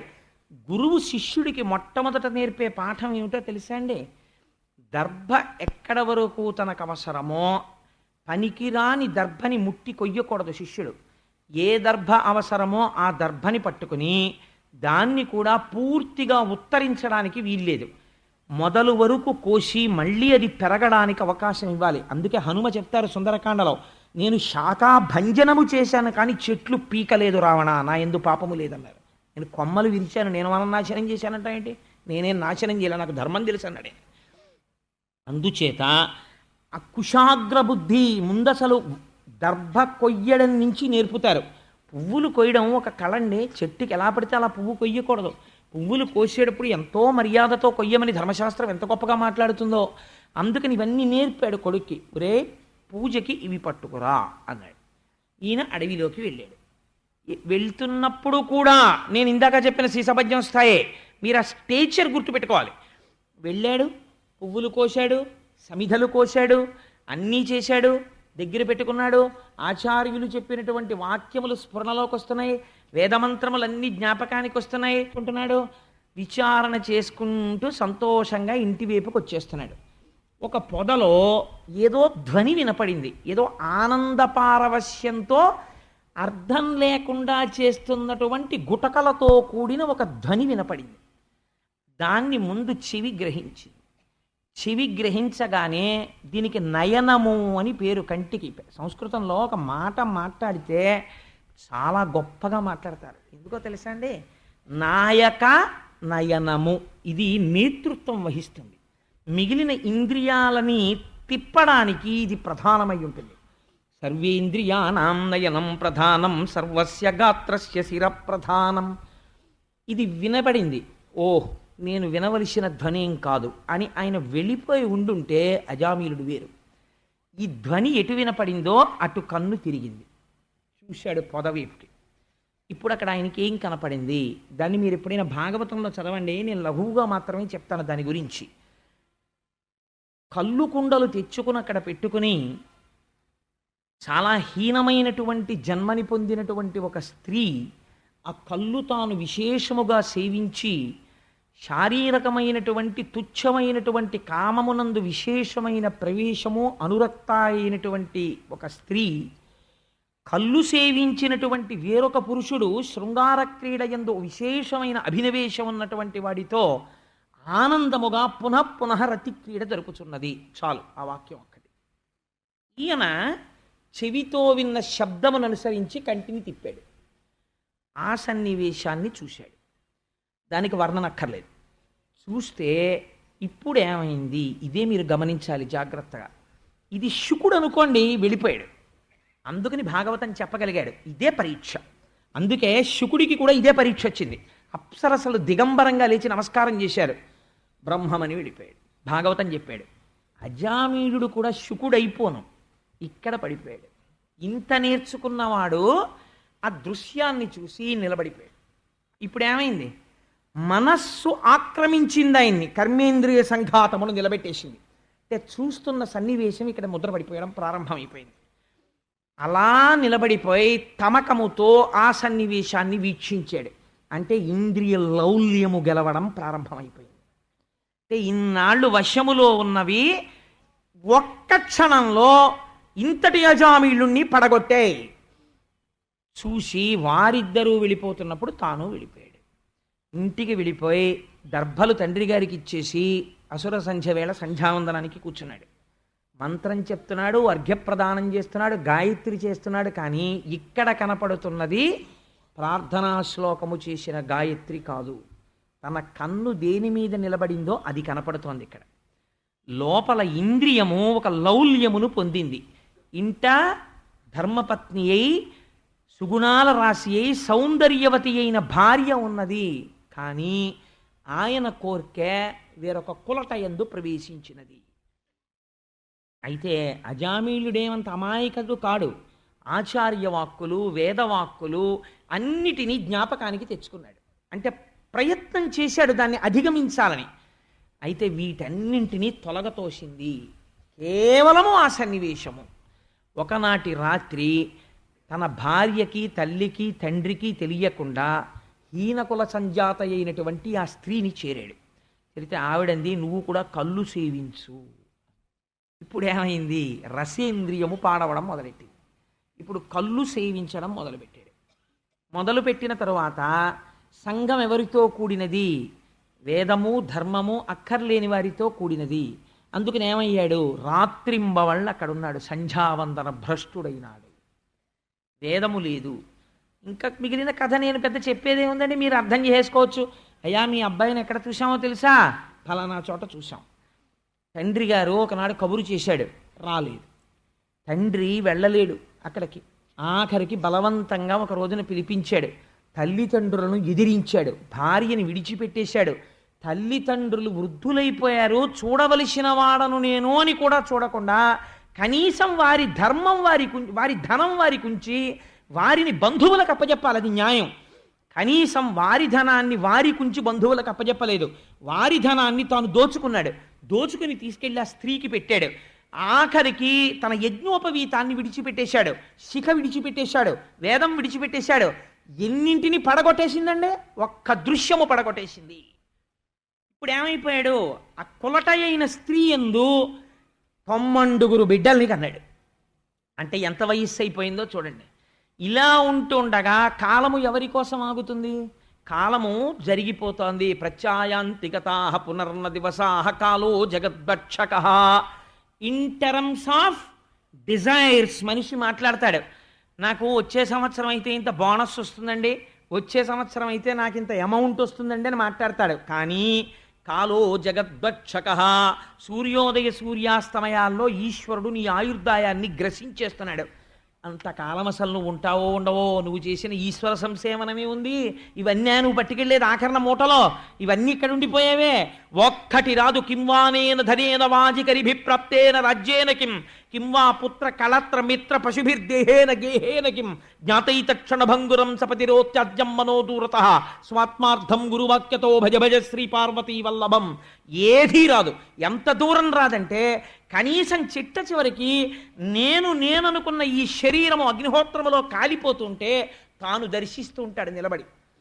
అయ్యయ్యయ్యో, నాదనుకున్నాను ఈ శరీరం, ఇది కూడా కాలిపోతోంది అని ఆశ్చర్యపోతాడు. కొడుకు జ్ఞాతిహోమం చేసి ఇంటికి వెళ్ళిపోతాడు. భార్య 11 రోజులు అయిపోయిన తర్వాత అన్నదమ్ములు తీసుకెళ్ళిపోతారు. ఆఖరికి పైన కప్పిన బట్టమేటి చాకలి పాలు పడుచు పెళ్ళామైన పరుల పాలు. ఏమిటి తను తీసుకెళ్ళింది? ఆఖరికి ఇన్ని మంచి కోట్లు కుట్టించాడు, ప్యాంట్లు కుట్టించాడు, చొక్కాలు కుట్టించాడు.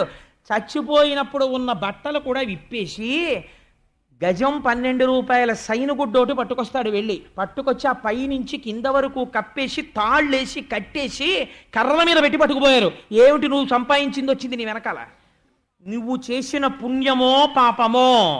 చీమ తన తర్వాత తరాలకి సంపాదించలేదు, పక్షి సంపాదించలేదు, పశువు సంపాదించలేదు. నీకెందుకంత ఆర్తి? నీ బిడ్డల వరకు అది కర్తవ్యం. తర్వాత తరాల వరకు వాళ్ళు తింటారు, నువ్వేమైపోతావు? ఎప్పుడైనా వెనక్కి తిరిగి కోణం నువ్వు ఆలోచించావా? ఆలోచించలేదు, భ్రష్టుడవైపోయావు. కాయము వీడి జీవుడతి కంపిత చిత్తత నేగుచుండవో నాయనయంచు ఎచ్చు నిజనందన నందినులైన కాని కందోజిని భస్మముల్ తొలుత దుఃఖమహాంబుది సొచ్చుపత్నియున్ కాయము వీడి రారు కదా చేసిన కర్మము పుణ్యము తప్ప శంకర. ఎవరు వస్తారు? ఎవ్వరు రారు. ఈ శరీరంతో అనుబంధాలు ఈ శరీరంతో సరి. కాబట్టి ఏమైపోయాడు అజామీలుడు? తల్లిదండ్రులు విడిచిపెట్టాడు, భార్యని విడిచిపెట్టాడు, ఆవిడతో చేరాడు. ఉన్న ఐశ్వర్యమంతా లుప్తమైపోయింది. ఎందుకని? కళ్ళు తాగడం మొదలుపెట్టాడు, మాంసం తినడం మొదలుపెట్టాడు, ఆచార వ్యవహారాలు వదిలిపెట్టాడు. చెయ్యి ధూర్తుడన్నారు చూసిన వాళ్ళు. పిలిచినవాడు లేడు, పలకరించినవాడు లేడు, ఓ పెళ్లి లేదు, ఓ పేరంటం లేదు. భ్రష్టుడై ఆర్జన లేక ఆదాయమంతా పోగా తల్లిదండ్రులు వీధులు బట్టి ఎక్కడికో వెళ్ళిపోయారు, తినడానికి తిండి లేక. భార్య పుట్టింటిని చేరిపోయింది, కడుపున ఒక్క బిడ్డడు లేడు. ఇన్ని ద్రోహ కార్యములను ఆచరించి ఆవిడ కడుపున పుట్టిన ఆఖరి బిడ్డడికి అతను చేసిన ఒకే ఒక మంచి పని ఏమిటంటే, మొట్టమొదటి పాదంలోకి వెళ్ళండి. కావుననితడు సత్కర్మవశమున భూదేవ కులమున పుట్టినాడు, పేరొక్కటి మంచిది పెట్టాడు, నారాయణ అని పెట్టాడు. ఆఖరి పిల్లాడేమో వాడి మీద ఉండిపోయింది మమకారం. వాడిని నారాయణ నారాయణ అని తరచు పిలుస్తుండేవాడు అంతే. ఇటువంటి వాడు క్రమక్రమంగా ఆవిడ ఊరుకుంటుందా? నువ్వు ఏం చేస్తే నాకెందుకయా, పోషిస్తావా పోషించవా పిల్లల్ని, వెళ్ళి పట్టుకురా డబ్బనేది అంటే దొంగతనాలు చెయ్యడం మొదలుపెట్టాడు. దొంగతనాలలో ఆరితేరి ప్రవీణుడయ్యాడు. అది విచిత్రం. ఎంత వేదం చదువుకున్నాడో, ఎవడు సత్య భాషణవచనంబు నెరపినాడు, ఎవడు లోభబుద్ధి లేనివాడో, ఎవడు సత్యము మాట్లాడాడో, ఎవడు నిత్య నైమిత్తికములను నెరపినాడో, ఎవడు భూదేవ కులమున పుట్టినాడో, ఎవడు శాంతుడై దాంతుడై సకల వేదములను చదివాడో, ఎవడు మంత్రసిద్ధులను పొందాడో, వాడు ఆరితేరిన దొంగయై అంతటి దొంగ లేడనిపించుకున్నాడు. ఎక్కడ నుంచి వచ్చింది ఇంత పతనం? ఒక్క ఇంద్రియ లౌల్యం. ఎంత కష్టమో మనిషిగా బ్రతకడం, ఈశ్వరుణ్ణి చేరుకోవడం, ఇంద్రియాల్ని గెలచడం. లోకములన్నీయున్ గెలిచినాడవు, ఇంద్రియానీకము చిత్తమున్ గెలువనేరవు, నిన్ను నిబద్ధు చేయు భీషణ శత్రులార్వుర ప్రభిన్నుల చేసిన ప్రాణికోటిలో నీకు విరోధి లేడొకడు నిర్పున చూడుము దానవత్తమ అంటాడు ప్రహ్లాదుడు. అందరినీ గెలిచానంటావంతే నాన్న. ఇంద్రియాల్ని గెలు. ఇంద్రియాణి బలిష్టాని నియుక్తాని మానద అపక్వస్య ప్రకుర్వంతి వికారాం స్థాననేకశః అంటాడు వ్యాసుడు దేవి భాగవతంలో. అన్నిటినీ గెలవడం కాదు రాని ఇంద్రియాల్ని గెలు చూస్తాను. నువ్వు బలవంతంగా తొక్కి పెడితే పావుని పట్టుకోవడం చేత కాని వాడు పావుని తలకి కొంచెం కింద పట్టుకుంటే అటు ఇటు కదిలి ఆఖరికి భయపడి కొంచెం వదులు చేయగానే వాడిని 15 సార్లు కాటేసినట్టు ఇంద్రియాల్ని తొక్కి పడితే అవకాశం వచ్చినప్పుడు కాటు వేసి పతనం చేస్తాయి. కాబట్టి చెయ్యవలసినదేమి? శాస్త్రం ఇక్కడ చెప్పింది రహస్యాన్ని. గలంతీ శంభోత్పచ్చరిత సరితక్కిల్ విశరజో దళంతీ ధీకుల్యాసరణిషు పతంతీ విజయతాం దిశంతీ సంసార భ్రమణ పరితాపోపశమనం వసంతీ మచ్చేతో హ్రదభువి శివానందలహరి. శంకర భగవత్పాదులు అంటారు శంభో అని పిలుస్తారు. అందుకే మన వాళ్ళు వివాహాన్ని సంస్కారం చేశారు. ఏ ఇంద్రియముల యొక్క అలజడికి నువ్వు అలా ఆపలేవో ఆ ఇంద్రియముల యొక్క కామమును, ఇంద్రియముల యొక్క తృష్ణను, అర్థమును ధర్మబద్ధము చెయ్యి.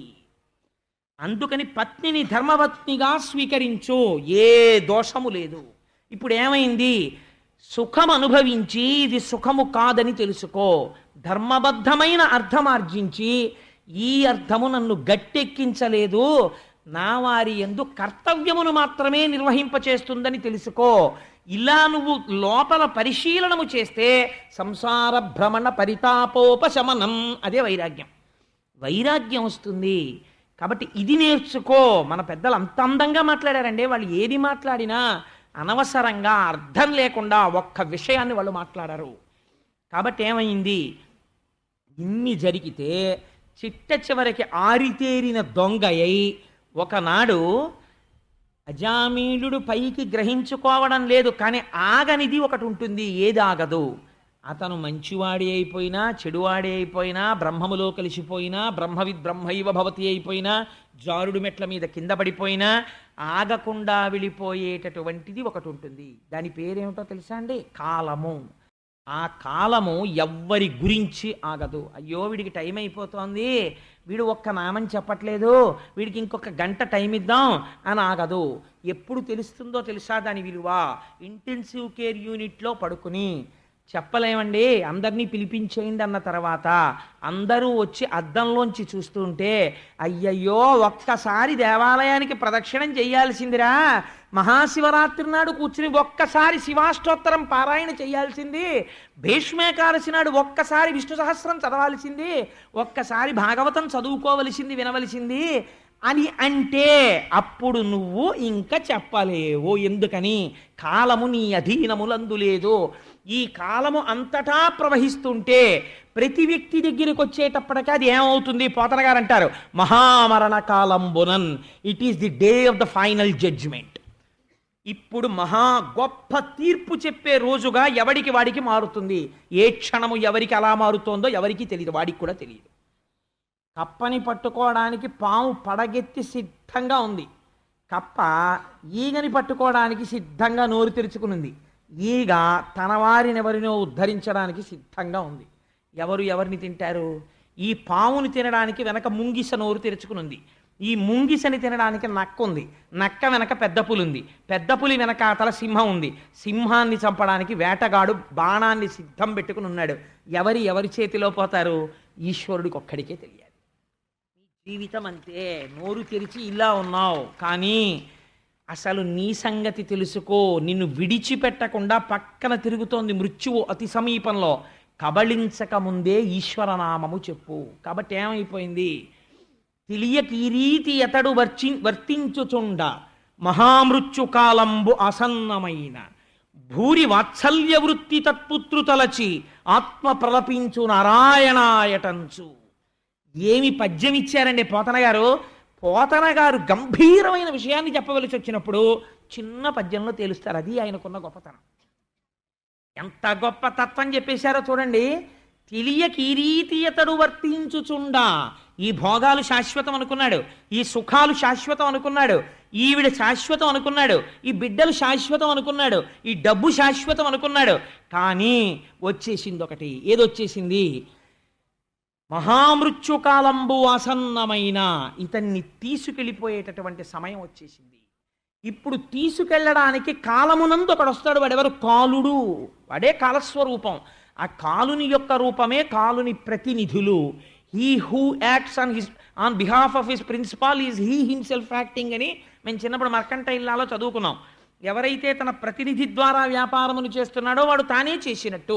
నేను ఒక ఏజెంట్ని నియమిస్తే ఆయన ఏం చేస్తే, అంటే వ్యాపారం చేస్తే, ఉపన్యాసాలకు కాదు, ఆ ఏజెంట్ ఏం చేస్తే అది ప్రిన్సిపాల్, అంటే ఎవరు ప్రధానంగా నియమించాడో వాడు చేసినట్టే లెక్క.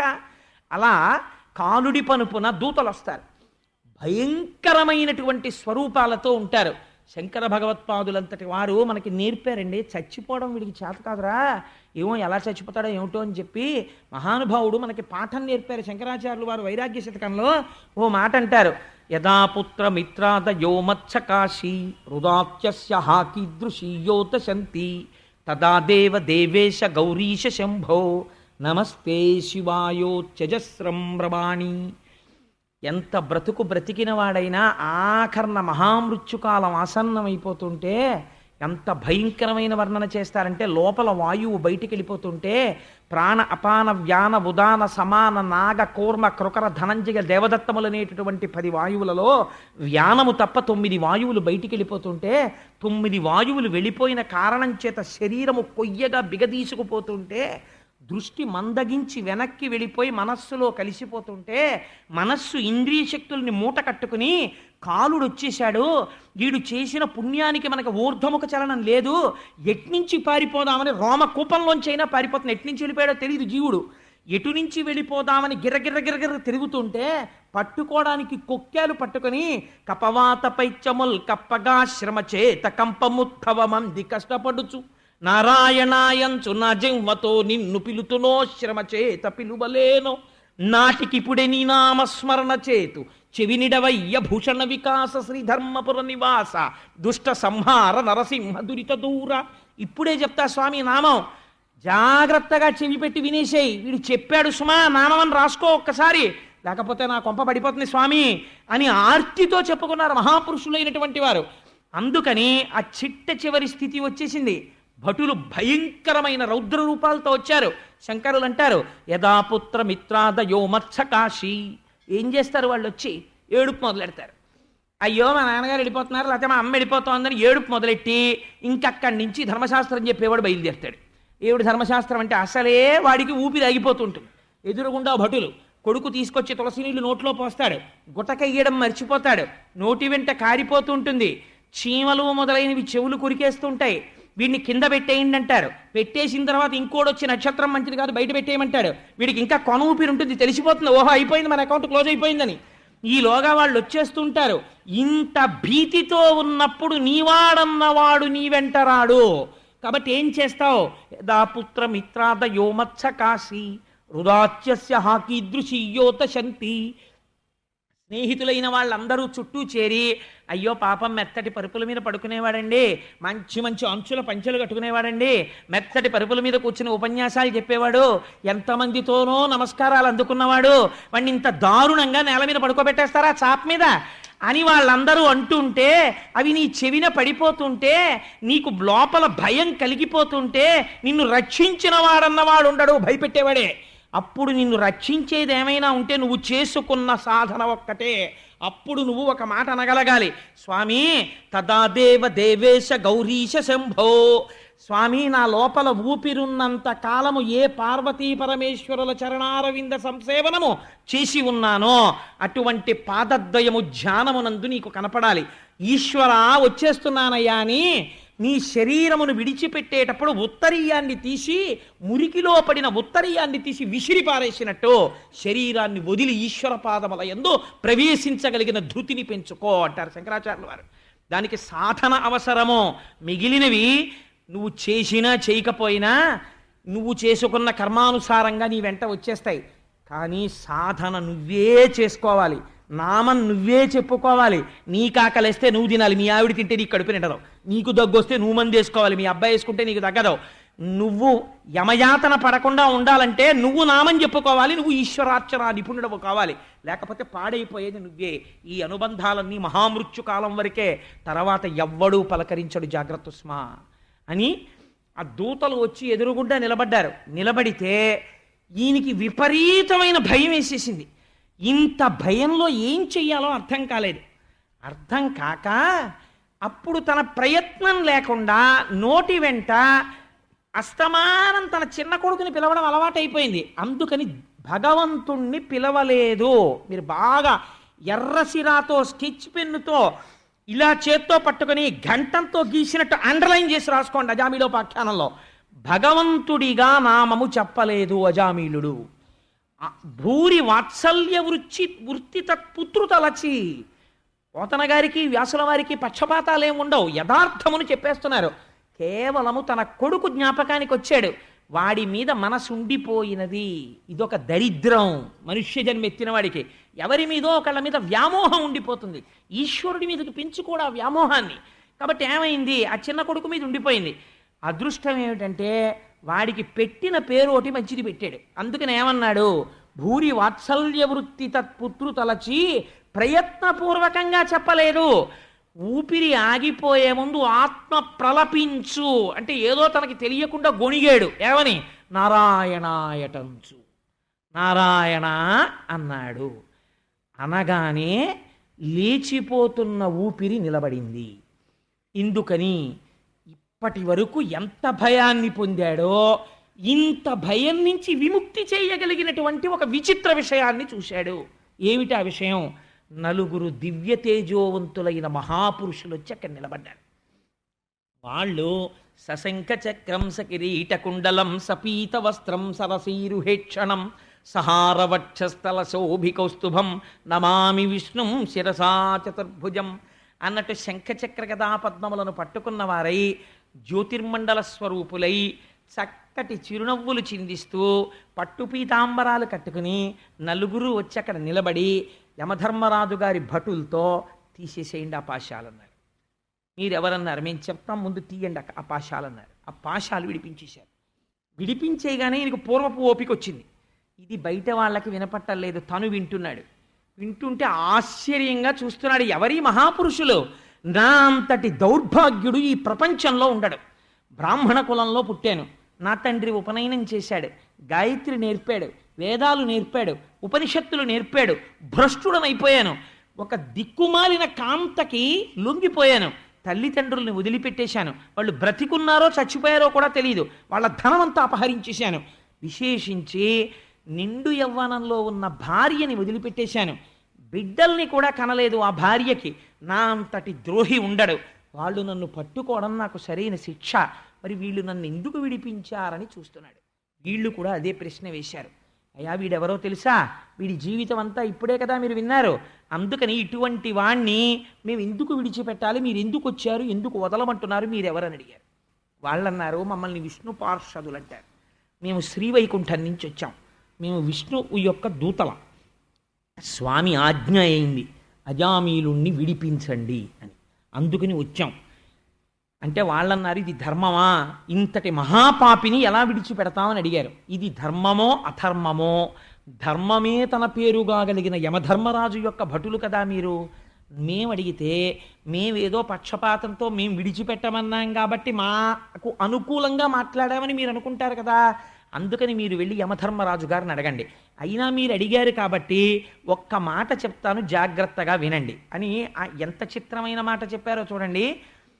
ఈతడు కోటి జన్మలకు ఎక్కుడు జన్మలయందు చెందు పాప నివహంబుల యయాచితంబైన పాప నివహంబులనన్నిటి పారద్రోలే మహామృత్యు కాలమునన్ ప్రజ్ఞానమతిన్ ఏం చేశాడు అంటే ఆ హరినామ సుధామయ సంభూత విభూతికాక్షర మహాద్యుతి సంహతిన్, ఈతడు కోటి జన్మలకు ఎక్కుడు జన్మలయందు చెందు ఆయాతములైన పాప నివహంబులనన్నిటి పారద్రోలే మహామతి అయి మహామరణ కాలమునన్. ఎంత గొప్ప పద్యమో మీరు చాలా జాగ్రత్తగా వినాలి. మీరు ఈ జన్మలో పాపముల గురించి మాట్లాడుతున్నారు, మేము ఇతని యొక్క కోటి జన్మల యొక్క పాపముల గురించి మాట్లాడుతున్నాం. దీన్ని మహామరణ కాలమని పిలుస్తారు. అంటే అంత్యమునందు శరీరములోంచి ప్రాణోత్క్రమణము జరుగుతున్న సమయంలో ఈశ్వరుడు యొక్క నామమును ఇతను పలికాడు. అదేమైంది? సుధామయాద్భుత విభూతికాక్షరహితి సంహతిన్, అమృత భాండమది. ఆ అమృత భాండమును ఇతను స్పృశించి తాగినట్లే. అంత్యకాలమునందు మహామరణ కాలమునన్ ప్రఖ్యాతమతిన్. అప్పుడు ఉత్తప్పుడు అందరూ ఈయన చాలా గొప్ప ఆఫీసర్ గారండి, ఏబుల్ అడ్మినిస్ట్రేటర్ అండి, క్యాపబుల్ డిస్పోజర్ అండి, లేకపోతే మంచి డిస్క్రిషనరీ పవర్స్ ఉన్నవాడండి, ఆ మ్యాన్ విత్ విజ్డమ్ అండి, ఇన్ని అడ్జెక్టివ్స్ వేస్తారు. ఇవన్నీ ఎవరికి చెందాయి? లోపల ఉన్న భాష ఆత్మకి చెందాయి.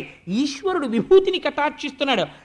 అతనిచ్చుకుంటున్న విభూతి ఏది ఎవ్వరికి తెలియదు. ఏదా విభూతి? మహామరణ కాలమునన్ ప్రఖ్యాతమతిన్, ఈశ్వరనామము చెప్పగలవా? చెప్పాడయా అజామీలుడు. అందుకని ఏమైంది? హరినామ విభూతికాక్షరమ హేతి సంహతిన్, ఆ శ్రీహరి యొక్క నామమును పలికినటువంటి కారణము చేత కోటి జన్మల యొక్క పాపరాశి ధ్వంసమైపోయింది. కాబట్టి ఇప్పుడు ఇతని అకౌంట్లో మీరు తీసుకెళ్ళడానికి కావలసిన అర్హత లేదు, మేము తీసుకెళ్ళడానికి కావలసిన అర్హతే ఉంది, కాబట్టి మీరు తీసుకెళ్ళకూడదు అంటే వాళ్ళన్నారు. అదేమిటి మరి వీడు చేసిన పాపాలన్నీ ఏమయ్యాయి అన్నారు. అంటే వాళ్ళు చెప్పారు, బ్రహ్మహత్య అనేక పాపాటవులకగ్ని కీలలు హరినామ కీర్తనములు. ఎటువంటి మాటలు వేసేశారో చూడండి. బ్రహ్మహత్య అనేక పాపాటవులకగ్ని కీలలు హరినామ కీర్తనములు, గురుతల్పగత సర్పములకు గేకులు హరినామ కీర్తనములు. అక్కడతో సరిపోలేదు. తపనీయ చౌర్య సంతమ సంబునకు సూర్య కిరణముల్ హరినామ కీర్తనములు.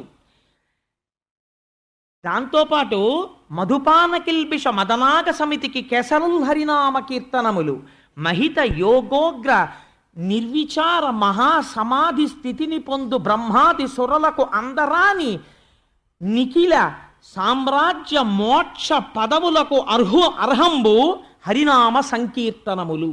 ఎంత గొప్ప మాట చెప్పారో చూడండి. బ్రహ్మహత్యానేక పాపాటవులకగ్ని కీలలు హరినామ కీర్తనములు. మామూలు పాపాల గురించి మీరెందుకు మాట్లాడతారయా? బ్రహ్మహత్య లాంటి మహాపాతకాలు ఉన్నాయి కొన్ని. అటువంటి మహాపాతకములు ఏ ఉన్నాయో అటువంటి మహాపాతకములనేటటువంటి అరణ్యములను పెంచుకున్నవాడు ఉన్నాడంటే ఎంత పాపం చేశాడో. అటువంటి వాడు హరినామ సంకీర్తనం చేస్తే ఇంత పెద్ద అరణ్యము ఒక్క కార్చిచ్చు నిప్పురవ్వ పుడితే కాలిపోయినట్టు కాలిపోయాయి. బ్రహ్మహత్యానేక పాపాటవులకగ్ని కీలలు హరినామ కీర్తనములు గురుతల్ప సంయుత విషసర్పములకు గేకులు హరినామ కీర్తనములు. గురువు పట్ల చేసినటువంటి ద్రోహం అనేటటువంటి భయంకరమైన సర్పముల పట్ల నెమళ్ళు హరినామ కీర్తనములు. ఆ పాపములను చంపేస్తాయి. కాదు కాదు, తపనీయ చౌర్యసం తమసంబునకు సూర్యకిరణముల్ హరినామ కీర్తనములు. ఎంత చీకటిని కూడా సూర్యకిరణాలు విచ్చుకుపోయేటట్టు చేసినట్టు ఈ హరినామ కీర్తన చేసినటువంటి వాడికి దొంగతనం మొదలైనటువంటి పాపములు కూడా నశించిపోతున్నాయి. అందుచేత ఇతను చేసినటువంటి పుణ్యము సామాన్యమైనటువంటి పుణ్యము కాదు. చేయకూడనటువంటి గొప్ప పాపము ఒకటి ఉన్నది. ఏదేది? మధుపాన కిల్బిష మదనాగ సమితికి. మధుపానం అంటే సారా త్రాగడం అనేటటువంటి భయంకరమైనటువంటి దోషమనబడేటటువంటి ఏనుగుల వంటి పాపములకు సింహముల వంటివి హరినామ కీర్తనములు. మహిత యోగోగ్ర, గొప్ప యోగము చేత బ్రహ్మాది దేవతలు పొందరానటువంటి స్థితిని హరినామ సంకీర్తన చేత మనుష్యుడు పొందుతున్నాడు. ఆ హరినామ సంకీర్తనము ఎప్పుడు చేయవచ్చు? ఇది మనం అర్థం చేసుకోవలసిన విషయం. మీరు ఒక కర్మ చేస్తున్నారనుకోండి, మీరు శివాలయంలో అభిషేకం చేయడానికి వెళ్ళారు. మీరు స్నానం చేసి శుచి అయి శివలింగం దగ్గరికి వెళ్ళి అభిషేకం చేయడాన్ని అంగీకరించారు. మీరు ఇంత స్నానం చేసి సంధ్యావందనం చేసుకుని శివాలయంలోకి వెళ్ళి అయ్యా నేను అభిషేకం చేసుకుంటానండి అన్నారు అనుకోండి, కుదరదయా. నా రుద్రో రుద్రమర్చయేత్, నువ్వు ముందు శివుడవైతే శివాభిషేకం చెయ్యొచ్చు, అందుకుని కూర్చో అని మహన్యాసం చెప్తారు. తల దగ్గర నుంచి పాదముల వరకు ఈశ్వరుణ్ణి తీసుకొచ్చి మీ యందు న్యాసం చేస్తారు. మహన్యాసం జరిగిన తర్వాత మీరు అభిషేకం చెయ్యాలి. అభిషేకం చేసేటప్పుడు కూడా అనేక నియమాలు ఉన్నాయి. శివలింగం మీద పువ్వు బోర్లించకుండా అభిషేకం చెయ్యకూడదు. పువ్వు బోర్లించి అభిషేకం చేశావు, ప్రారంభమునందు పొడి విభూతితో మొదలెట్టాలి, అంచమునందు గంధోదకంతో పూర్తి చెయ్యాలి. ప్రతి పదార్థమునకు మధ్యలో మళ్ళీ సజలంతో అంటే శుద్ధ జలంతో అభిషేకం చెయ్యాలి. ఆ అభిషేకానికి అనేక నియమాలు ఉన్నాయి. ఇన్ని నియమాలతో నువ్వు చేసేటప్పుడు నువ్వు ఆవలించకూడదు. నీ శరీరంలో ఎటువైపు నుంచి వాయువు బయటికి వెళ్ళకూడదు, నువ్వు దగ్గకూడదు, తుమ్మకూడదు. నువ్వు అభిషేకం చేస్తూ మధ్యలో ఎవరితోన్నా లౌకిక సంభాషణ చేస్తే ఇప్పటి వరకు నువ్వు చేసినటువంటి పుణ్యం వాళ్ళ ఖాతాలో వేస్తారు, నీకు మళ్ళీ జీరోకి వస్తుంది. కాబట్టి నువ్వు స్నానం చేయాలి, లేకపోతే కుడి చెవు మీద చెయ్యి వేసుకుని మళ్ళీ చెయ్యాలి. ఇన్ని అల్లర్లు ఉన్నాయి. కర్మ అంత తేలిక కాదు. కాబట్టి నీకేమవుతోంది? నువ్వు చేసి నీకు వస్తుందని అనుకున్నదంతా నీకు వచ్చిందో లేదో తెలియదు. ఒకవేళ చచ్చి చెడి ఓ 4 మార్కులు సంపాదించుకుంటే నీకు అన్నం వండిన పుణ్యానికి 2 మార్కులు భారీకి వెళ్ళిపోయాయి. కాబట్టి ఉన్నవి 2 మార్కులు. కాబట్టి ఏమవుతోంది? ఆఖరికి 2 మార్కుల పుణ్యం రోజు 2 లక్షల మార్కుల పాపం. కాబట్టి ఎప్పటికి నీ పాపం పోతుంది? ఎప్పటికి నువ్వు అంత పుణ్యం సంపాదిస్తావు? కాబట్టి నీ వల్ల కాదు. తేలికైనదేది? నువ్వు ఎక్కడ కూర్చో. ద్రౌపదీదేవి గోవిందనామని చెప్పి గోవిందుణ్ణి పిలిచింది. పిలిచినప్పుడు ఆవిడ రజస్వలయ్యి ఉన్నది. ఆవిడ స్నానం చేసిందా? స్నానం చేయలేదు. స్నానం చెయ్యకుండా గోవిందా అని పిలిచింది. అదేమిటమ్మా నువ్వు రజస్వలయ్యి ఉన్నావు, స్నానం లేదు, ధ్యానం లేదు, నన్ను పిలుస్తున్నావు ఏంటో, నా నామం చెప్పకూడదని అన్నాడా ఈశ్వరుడు? పరిగెత్తుకొచ్చాడు. ఏనుగు చచ్చిపోయే ముందు స్నానం లేకుండా నీళ్లలో అన్ని సంవత్సరములు పోరాడిన తర్వాత గజేంద్ర మోక్షంలో స్వామిని పిలిచింది.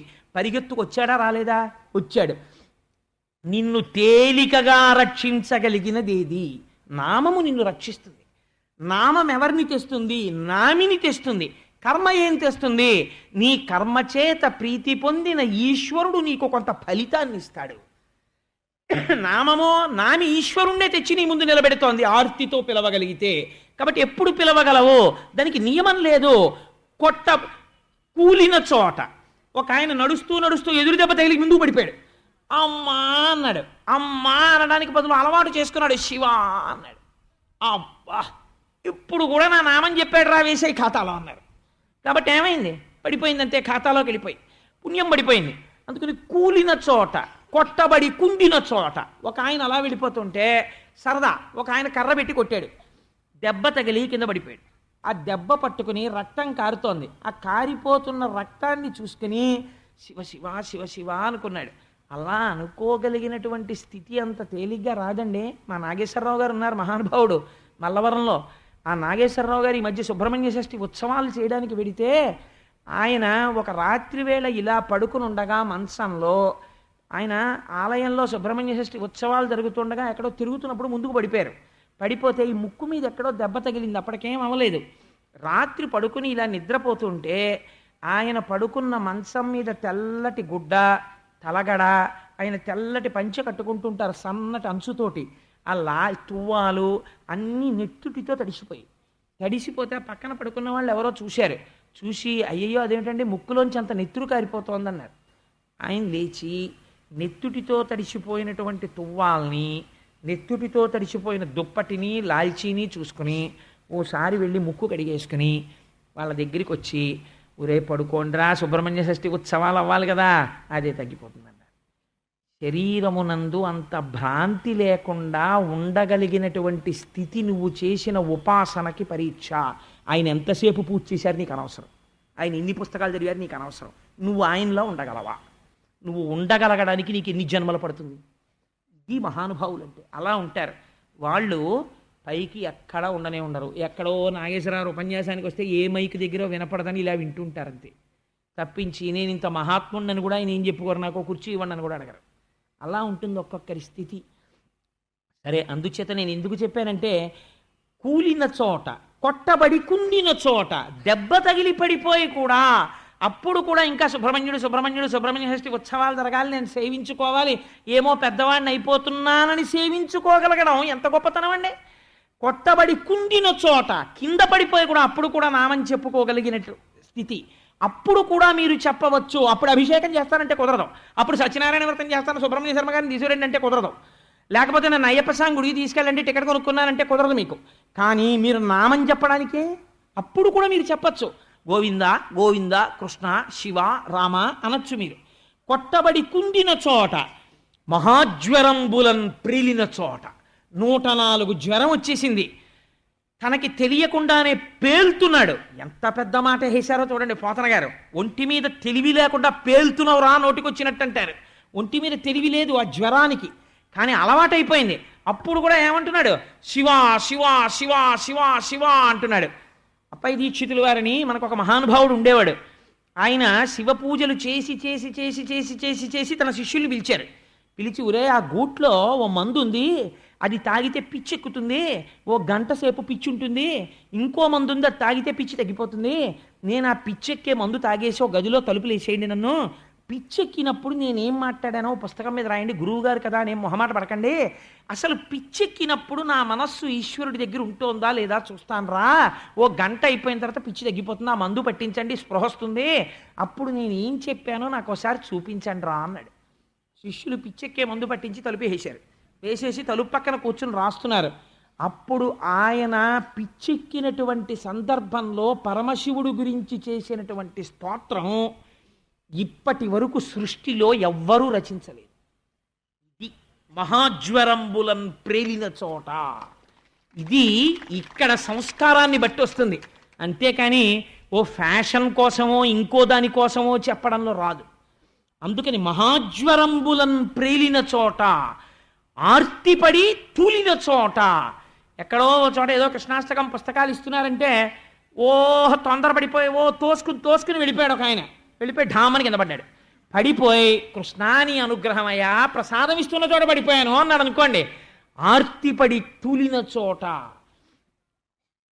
విష్ణు భవదూరిని నామము చెప్పితిరేని పైనియ కాలుని యాతనా వితతి పొందరు దుఃఖభావముల్. ఇలాంటప్పుడు కూడా చెప్పచ్చయా. పడిపోతున్నప్పుడు హాస్పిటల్కి తీసుకెళ్ళిపోతున్నారు అనుకోండి, నన్ను మాట్లాడించకండి, మీ కర్తవ్యం మీరు చేసుకోండి అని శివ శివ శివ శివో మహేశ్వర శంభు పినాకీ శశిశేఖర వామదేవో విరూపాక్ష కపర్దీ నీలలోహిత శంకర శూలపాణిశ్చట్వాంగి విష్ణువల్లభ అనుకుంటూ కూర్చున్నాడు అనుకోండి. బాధ ఏమిటండి? మా కృష్ణప్రసాద్ గారని ఉండేవారు మహానుభావులు, ఇప్పటికీ ఉన్నారు గాంధీనగరంలో. వారి భార్య గారికి హార్ట్ అటాక్ వచ్చింది. వస్తే తీసుకెళ్ళి ఇంటెన్సివ్ కేర్ యూనిట్లో పెట్టారు. పెడితే ఆవిడ ఏం చేశారో తెలుసా అండి? నేను తెల్లబోయా ఆవిడ సంస్కార బలానికి. సిలైన్లు పెట్టేసి ఒంటి నిండా ఆవిడ పడుకుంటే పెథెడ్రిన్ ఇంజక్షన్ ఇచ్చి మత్తులోకి ఆవిడ వెళ్ళిపోయే వరకు ఆవిడ మానసికంగా అరుణాచలం గిరి ప్రదక్షిణం చేసేవారు. తెలివున్నంతసేపు కిటికీలో కొడుకులు కనబడ్డా, కృష్ణప్రసాద్ గారు కనబడ్డా, ఇంకోడు కనబడ్డా ఆవిడ పట్టించుకునేవారు కాదు. ఆవిడ అరుణాచలం కొండ చుట్టూ గిరి ప్రదక్షిణం చేస్తూ ఉండేవారు. ఆ ప్రదక్షిణం మనసు చేస్తూ ఉండగా నిద్రలోకి జారిపోయేవారు.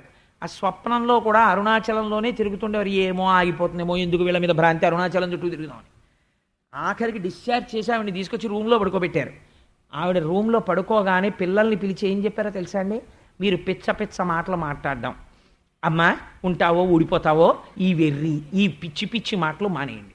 మీరు నాకు చెయ్యగలిగిన మహోపకారం ఏమిటంటే, నాకు నీరసం వచ్చేసి నేను నిద్రపోయే వరకు నా పక్కన పిల్లలు వంతులేసుకుని నిజంగా నా బిడ్డలు అనిపించుకోవాలంటే అరుణాచల మహాత్మ్యము అలా చదువుతుండండి.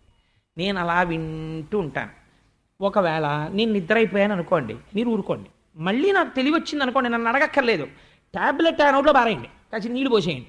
అన్నమా ఏదో అన్నం పెట్టమన్నారో ఇడ్లీ పెట్టమన్నారో పెరుగెట్టమన్నారో డాక్టర్ గారు ఏం చేస్తే పెట్టండి, విహిత కర్తవ్యం మీరు చేసేయండి. కానీ కంటిన్యూస్గా ఒకటి అయిపోతూ ఉండాలి. ఏమిటి? ఒకళ్ళు మాత్రం అరుణాచల మహాత్మ్యం అలా చదివేస్తూ ఉండండి, నేను ఇవి వేసేసుకుంటూ ఉంటాను, అలా వింటూ ఉంటాను. ఆవిడ ఇప్పుడు ఇంటికి వచ్చేసారండి. వచ్చేసి సంతోషంగా మహాతల్లి ఎన్ని పుణ్యకార్యాలు ఆచరించారో, అది కదా జీవితం అంటే. అలాంటి వాళ్ళని చూసి రాశారు పోతన గారు.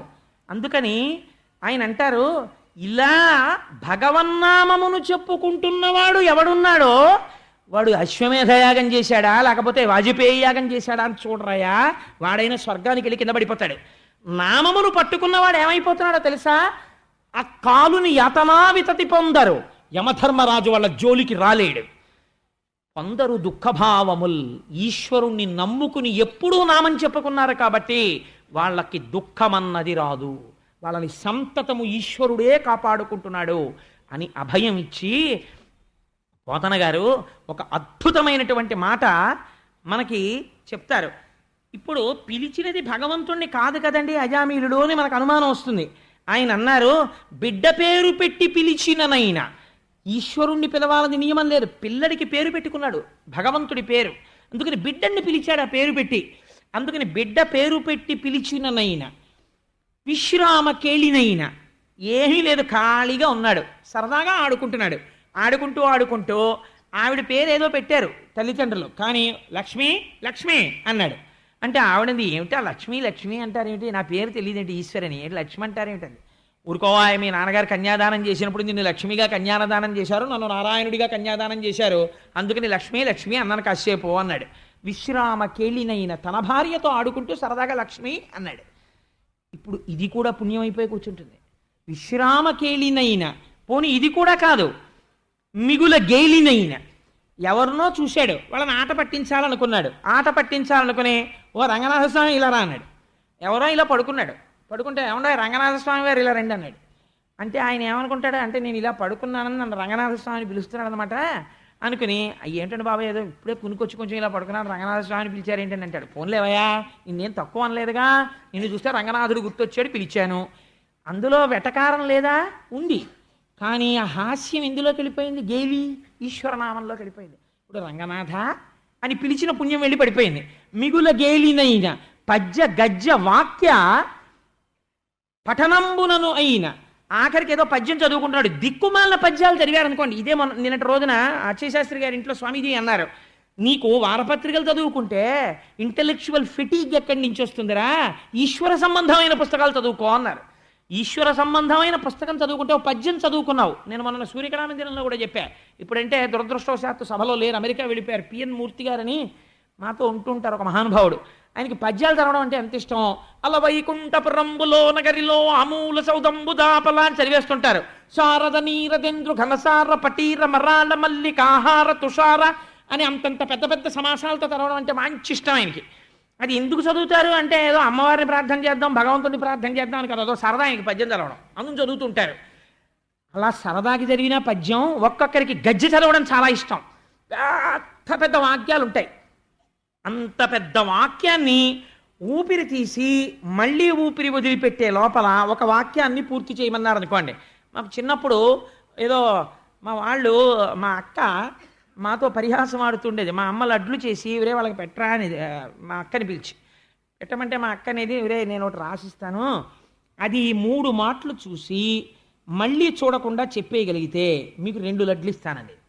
సరే ఏమిటి ఇవ్వవే అంటే, ఒక కాగితం మీద రాసి లావలీలుంగలవంగలంగమ తలతాళక్షంబులు ఇచ్చించుచొన్ అని రాసిచ్చేది.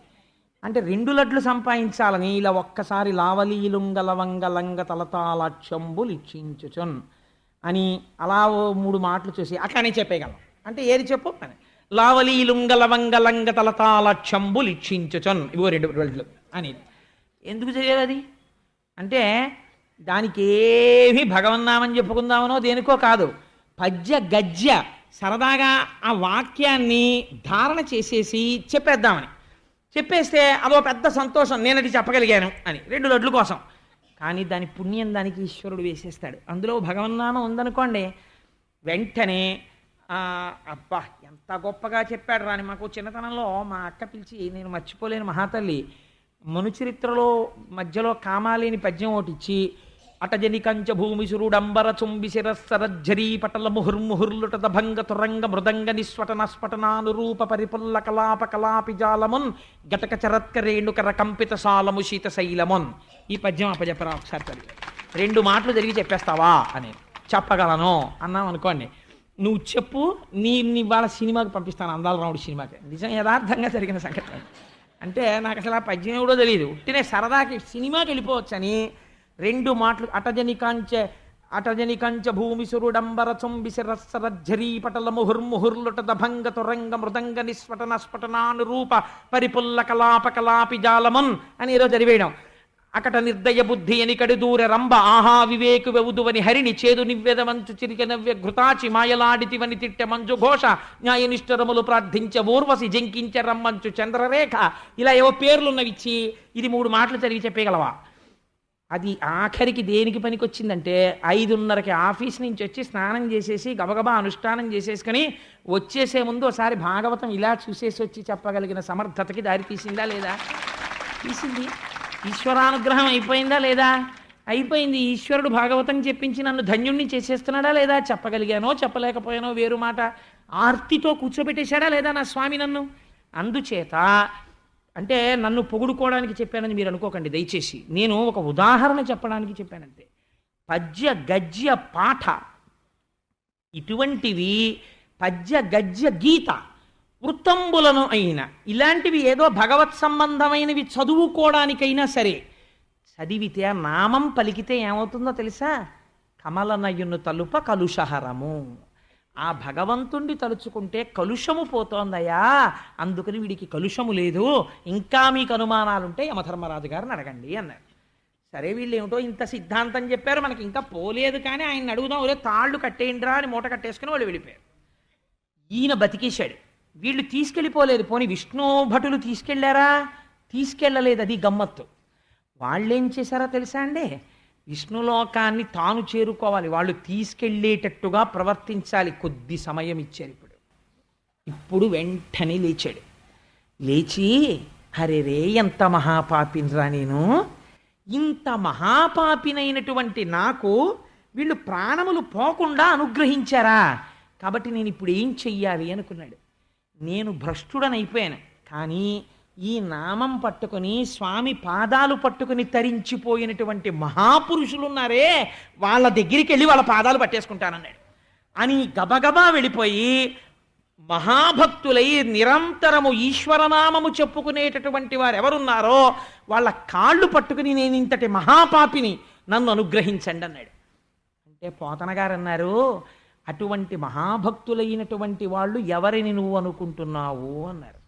అని సంతతము హరినామస్మరణ చేస్తూ ఎప్పుడూ భగవన్నామము పలికేటటువంటి అలవాటు ఉన్న వాళ్ళున్నారే, అటువంటి వాళ్ళతోడి స్నేహము, హరిభక్తులతో స్నేహము, ఆ ఈశ్వరుడి నామము చెప్పగలిగిన వాళ్ళతో ఉన్నటువంటి స్నేహము సామాన్యమైనది కాదు.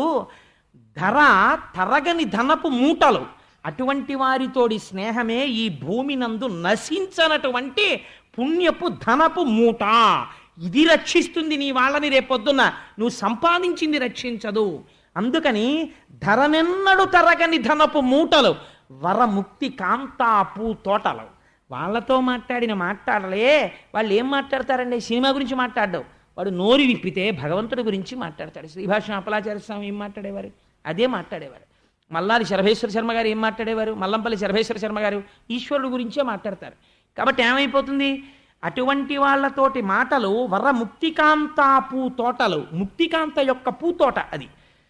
అరిషడ్వర్గంబులు చొరని అరుదగు కోటల్, అటువంటి వారితోటి నీకు స్నేహం ఉంటే కామక్రోధ లోభ మద మోహమాశ్చర్యములు లోపలికి వెళ్ళవు. ఎందుకని? అజామీలుడిలా లౌల్యమునకు ప్రవేశించే సమయం వచ్చినా నువ్వు నిగ్రహించుకోలేవేమో, కానీ నీకు భగవద్భక్తులతో స్నేహం ఉంటే వారి నడువడిని చూసి అమ్మో బాగుండదని వారితో ఉండడంలో వారి మాట అగ్నిహోత్రమై నీకు వచ్చిన భావనని కాల్చి నిన్ను మామూలు వైపు నిలబెడుతుంది. ఇప్పుడు అజామీలుడు వారు చెప్పిన మాటలు విని ఎంతలో రావాలి వైరాగ్యం, ఎంతలో రావాలి జ్ఞానం అంటే ఇప్పుడు నాకు దానికి సిలబస్సు టైం టేబుల్ చెప్పండి.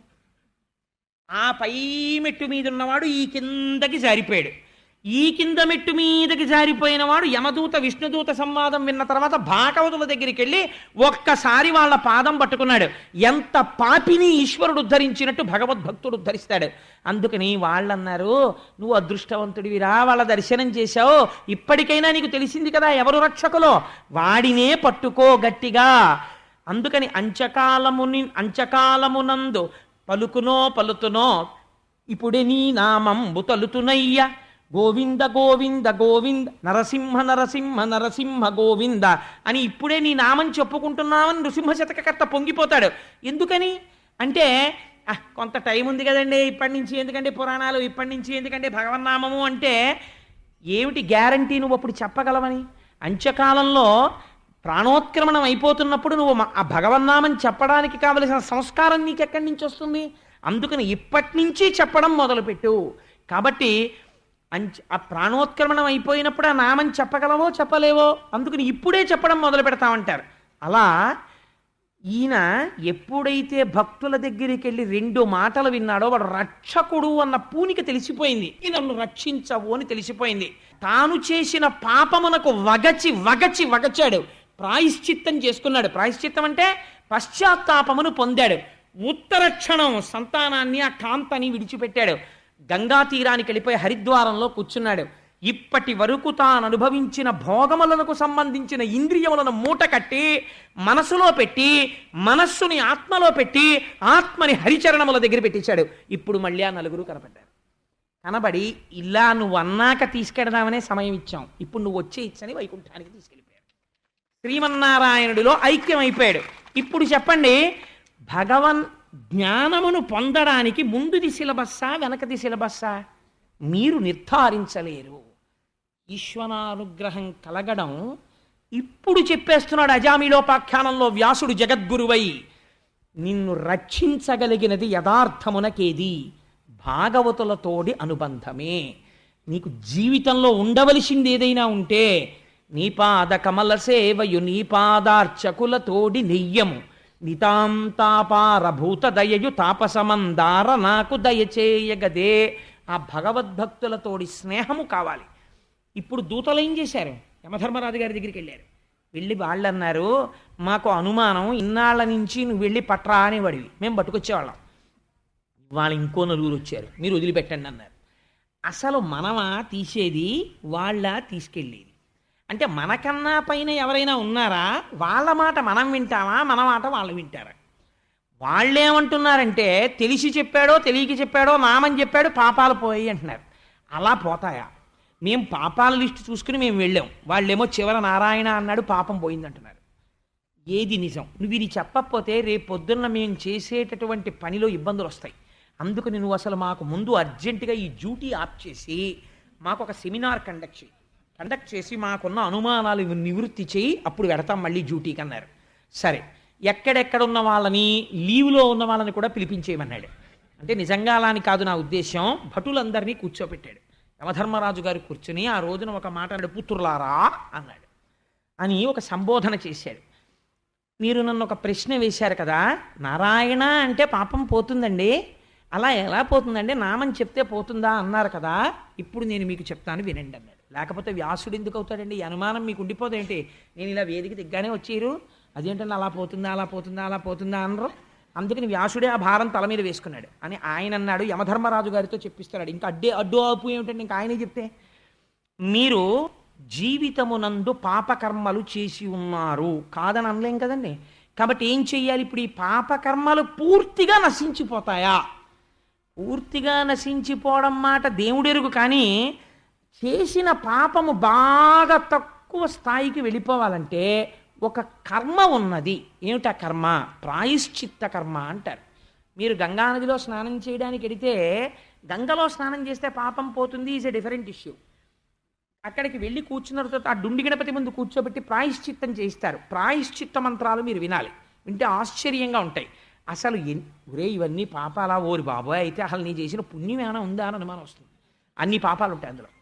ఇవన్నీ లిస్టు చెప్పి ఇవన్నీ పోవడానికి వీడు గంగా స్నానం చేస్తున్నాడని చెప్తారు. చెప్పప్పుడు తీసుకెళ్ళి సంకల్పం చెప్పించి స్నానం చేస్తారు, లేకపోతే కాకి స్నానం అంటారు దాన్ని. అందుకని గంగా సరే ఎలా చేసినా గంగే స్నానం చేస్తాడు. కాబట్టి ఇప్పుడు ఏమైంది? ప్రాయశ్చిత్తము చేత మీరు చేసినటువంటి పాపములు చాలా మటుకు వాటి యొక్క వ్యగ్రతని తగ్గించే అవకాశము ఉన్నది. కానీ మీరు ఒకటి జాగ్రత్తగా ఆలోచించండి. ఇది ఎలా ఉంటుందంటే, వాడు కాశీలో ప్రాయశ్చిత్తం చేసేసుకుని కాకినాడ వచ్చేసాడు. మళ్ళీ మొదలు. ఎందుకు మొదలు? ఇక్కడ జరగలేదు. ఒక కళ్ళు కుండని తీసుకెళ్ళి ఓ చుట్టకుదురు మీద పెట్టి దాన్ని గంగానదిని తీసుకొచ్చి ఆ గంగతో బాగా సంప్రోక్షణ చేసి అంతర్బహిష్య తత్సర్వం వ్యాప్య నారాయణ స్థిత అని ఇది శుద్ధి పొందుగాక అని గంగాజలాలు తల్లేసి దాన్ని నిండాను ఆ శుభ్రంగా చేతులతో గంగ తీసి ఆ కుండ చుట్టూ రాసేసి పైనుంచి అభిషేకం చేసినట్టు పోసేసి ఎక్కడైనా పొడుందేమో చూడు అన్నారు మీరు. ఎక్కడా పొడి లేదండి అంది భార్య. అయితే మాత్రం అది కళ్ళుకుండ అవడం మానేసిందండి. అది కళ్ళుకుండే. మీరు ఎంత గంగతో దాన్ని నింపినా, దాని మీద ఎంత గంగ పోసినా అది కళ్ళుకుండ. మీరు ఎంత ప్రాయశ్చిత్తం చేసినా లోపల మనస్సు సంస్కరింపబడనంత వరకు భ్రమన్ సర్వతీర్థీషు స్నాత్వా పునః నిర్మలం నమనో యావత్ తావత్ సర్వం నిరర్థకం. ఎన్ని తీర్థాలకెళ్ళి స్నానం చేసినా ఇది శుభ్రపడనంత వరకు అది నిరర్థకమైపోతోంది. కాబట్టి మరి ఎలా? కళ్ళు కుండలో కళ్ళు తీసేసి చింతపండు పెట్టి తోమేస్తే గంగ పెట్టి ప్రోక్షణ చెయ్యక్కర్లేదు. ఇలా లోపలున్న కళ్ళు తీసేయడానికి ఏమిటి మార్గం? లోపల నుంచి వాయువు నామమై ఇప్పుడు పైకి రావడం మొదలు పెట్టాలి. ఆ నామము అగ్నిబీజ అమృత బీజ అనుసంధానమై ఆ ఈశ్వర నామము మనస్సులోంచి వస్తోంది. కాబట్టి ఇప్పుడు కుండ లోపల బాగు చెయ్యగలదు. మళ్ళీ కళ్ళు వెళ్లకుండా చేయగలదు ఆ నామం. ఒకసారి తెలిసి కానీ తెలియక కానీ నామం పట్టుకున్నారనుకోండి, పట్టుకుని అస్తమానం గోవింద అంటే మొదలెట్టారనుకోండి, ఏం చేసినా గోవింద అంటున్నారనుకోండి మీరు, అలా అంటూ పాపకర్మ చేయడానికి సిగ్గు మొదలవుతుంది. ఎవరు చూడకుండా చేయడం మొదలెడతాడు. ఎవరు చూడకుండా పాపం చేయడం ఓ మెట్టు పైకెక్కడం శీలంలో, తెలుసా అండి? ఎందుకనంటే 10 మందిలో చేయడానికి కొంచెం భయపడుతున్నాడు ఇప్పుడు. ఆ తర్వాత ఏం చేస్తాడో తెలుసా అండి? ఎవరు చూడకపోయడం ఏమిటి? రాత్రి పగలు అసుర సంధ్య వేళ సూర్యుడు చంద్రుడు ధర్మము అగ్ని ఇన్ని రూపాలతో ఈశ్వరుడు అంతఃసాక్షి అయి చూస్తున్నాడు. కాబట్టి ఈశ్వర నేను పాపము చేస్తున్నాను అని క్షమార్పణ చెప్తాడు. మరునాడు పూజామందిరం దగ్గరికి వెళ్ళినప్పుడల్లా నిన్నను పాపము చేసి ఉంటే ఆయనకి చెప్పి పూజ చేయడం మీరు అలవాటు చేసుకోండి. నేను ఒక మాట యథార్థంగా చెప్తున్నాను. మీరు నిన్నటి రోజున పాపం చేశారనుకోండి, the moment you start worshipping the god first confess yourself. ఈశ్వరుడి దగ్గరికి వెళ్ళి, అయ్యా స్వామి, నిన్నటి రోజున నేను రైతు బజార్కి వెళ్ళినప్పుడు 5 కూరలు కొని పిల్లవాడికి లెక్కలు రావు కాబట్టి కేజీ బెండకాయలకి 14 రూపాయలు ఇవ్వడంలో లెక్క తప్పించేసి 4 కూరలకి మాత్రమే కూడికి చెప్పి, వంకాయలు అరకిలో 4 రూపాయలండి, బీరకాయలు కేజీ 8 రూపాయలండి, 8 4 12 ఇలా 4 చెప్పేసి వాడు బేరాల్లో ఉన్నాడని బెండకాయలకి డబ్బులు ఇవ్వకుండా వచ్చి వాడు కష్టపడి పెంచి పెద్ద చేసిన బెండకాయలు బజారుకి తెస్తే ఆ కేజీ బెండకాయలు రోజు సంధ్యావందనం చేసి పరులకు ప్రవచనం చేసేటటువంటి నేను కేజీ బెండకాయలకి డబ్బు ఇవ్వకుండా తెచ్చుకొని వండుకు తిన్నాను. నా పాపము క్షమించుగాక. మళ్ళీ ఎప్పుడైనా ఇలాంటిది చెయ్యకుండా ఉత్తర క్షణం ఆ డబ్బు ఇచ్చేసేటట్టుగా నా మనస్సుని సంస్కరించు అని మీరు ఈశ్వరుడికి చెప్పి సంధ్యావందనం చేశారనుకోండి, మీరు మళ్ళీ 2వ రోజు రైతు బజార్లో డబ్బులు ఇవ్వకుండా రండి, అరకిలో బెండకాయలే కొనుక్కుంటారు. ఓన్లేదో ఇష్టం అయితే. అంటే నేను ఇది ఒక ఉదాహరణకి చెప్పాను అంతేనండి, ఇంతకన్నా పెద్ద చెప్తే బాగుండదని. ఇలా చేస్తే మీరు రోజు వెళ్ళి మళ్ళీ స్వామి నిన్న నేను పచ్చిమిరపకాయలకి మానేశాను అని ఎలా చెప్తారు? అసహ్యంగా ఉంటుంది. రోజు వెళ్ళి మత్స్యవరకాయలకి మానేశాను, అల్లానికి మానేశాను, అక్కడ కొట్టుకొచ్చాను, ఇక్కడ కొట్టుకొచ్చాను, ఎందుకురై రావణ పూజ అన్నా మానేద్దాం, అదన్నా మానేద్దాం. ఇప్పుడు పూజ మీరు మానలేరు, ఎందుకని భయం ఒకటి పట్టుకుంది, నామాన్ని పట్టుకోవడం. కాబట్టి ఏం చేస్తారు? పాపం మానేస్తారు. మిమ్మల్ని శుద్ధి చేస్తోందా లేదా? కళ్ళు తీసేస్తోంది కుండలోంచి. కాబట్టి రే కర్మయా నామమా అన్నది తక్కెట్లో పెడితే నామమే దహించగలదు పాపాన్ని. అందుకునే వాళ్ళు ఆ తీర్పు చెప్పారా. ఇప్పుడు నేను మీకో తీర్పు చెప్తున్నాను. మీరు తెచ్చేటప్పుడు టాప్ ప్రయారిటీలో తీసుకురావడాన్ని ఒక ప్రయారిటీ లిస్ట్ ఒకటి పెట్టుకోండి. మీకు భయం లేకుండా వెళ్ళిపోయి తీసుకొచ్చేయచ్చు కొంతమందిని. ఎవరెవరిని తెస్తారో తెలుసా? అలాంటి వాళ్ళని ఎకసక్కమునకైన ఇందిరారమణుని నామంబు పలకని దుర్భాషితులను. వేళాకోళానికి కూడా వాడు నారాయణ అండం. వీడు వెళ్ళకపోతే పీడాబోయేరు, ఇంకోడు తెచ్చి ప్రసాదం ఇస్తే నేను బుచ్చుకోనంటాడు. అలాంటి వాళ్ళని తీసుకొచ్చేయండి. ఎకసక్కమునకైన ఇందిరారమణుని నామంబు తెప్పని దుర్భాషితులను, కలలోనైన శ్రీకాంతుని పాదములు దర్శింపజాలని కర్మ లంపటులను. ఎంత గొప్ప మాట చూడండి. కొంతమంది చెంబిటి పెట్టి పూజ చేయాలా, ఉద్ధరిని ఇలా పట్టుకోవాలా, ఇలా పట్టుకోవాలా, నీళ్లు ఇలా పోసుకున్న తర్వాత కంఠంలోంచి దిగిపోయాక మళ్ళీ ఉద్ధరినితో పొయ్యాలా, దిగక ముందు పొయ్యాలా, దీపంలో ఒత్తులు ఇటుండాలా, దీపంలో ఒత్తులు ఇటుండాలా, 2 వెయ్యాలా 3 వెయ్యాలా, నువ్వుల నూనె వెయ్యాలా వేరుశనగ నూనె వెయ్యాలా? దిక్కుమాలిన జీవితం అంతా అనుమానాలకి పోయాయి. సంశయాత్మ వినశ్యతి. వీడు కర్మలంపటుడు. వీడికి ఏమిటి తెలుసు అంటే, వీడికి ఎప్పుడు దీపంలో 2 ఒత్తులైనా 3 ఒత్తులైనా నా చీర మడిగానే ఉందా, అల్ల పిల్లాడొచ్చి ముట్టేసుకుని నా మడి పిల్లెత్తుకుపోయిందా. నిజంగా ఇది ఉన్నవాడి జీవితం దుర్భరం తెలుసా అండి. ఎందుకని నేను ఈ మాట చెప్తున్నానంటే, వెర్రి ఎక్కువైపోయింది అనుకోండి కర్మ విషయంలో. వాడు కర్మ చేస్తాడు కానీ ఆఖరికి అది ఎటు వెళ్ళిపోతుందో తెలుసా అండి.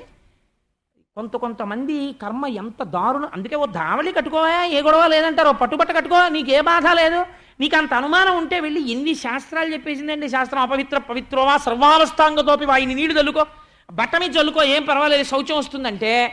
వీడు సత్యనారాయణ వ్రతానికి కూర్చునే ముందే అంటాడంతే ఆ మనవడు వచ్చి, అమ్మమ్మ చీర నేను ముట్టుకున్నానేమో అంటాడు. ముట్టుకున్నాను అంటే వచ్చిన గొడవ, ముట్టుకున్నానేమో అంటాడంతే.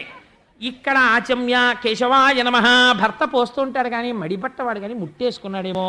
ఇందాక వచ్చాడా బాల్కనీలోకి, నేను చూస్తుండగా రాలేదు కదా, ఇప్పుడు నాకు పాపం వచ్చేస్తున్నాయి, ఏమిటి చీర ఏం చేస్తున్నాడు, మిమ్మల్ని పంచి ఏం చేస్తున్నాండి. అలా అని నేను మాసుబట్టల పెట్టులో కట్టుకోమని నేను చెప్పట్లేదు. మీ మనస్సు ఈశ్వరుడి దగ్గర పెట్టే ప్రయత్నమా? దిక్కుమాలి మనవడు ఏదో ఆడుకుంటూ అమ్మమ్మ నేను ముట్టుకున్నానేమో, వెంటనే మీరు మీ మనవడి ఎందుకు కృష్ణ పరమాత్మని చూశారనుకోండి, నువ్వు ముట్టుకున్నావురా, చాలా సంతోషం. ఎందుకో తెలుసా?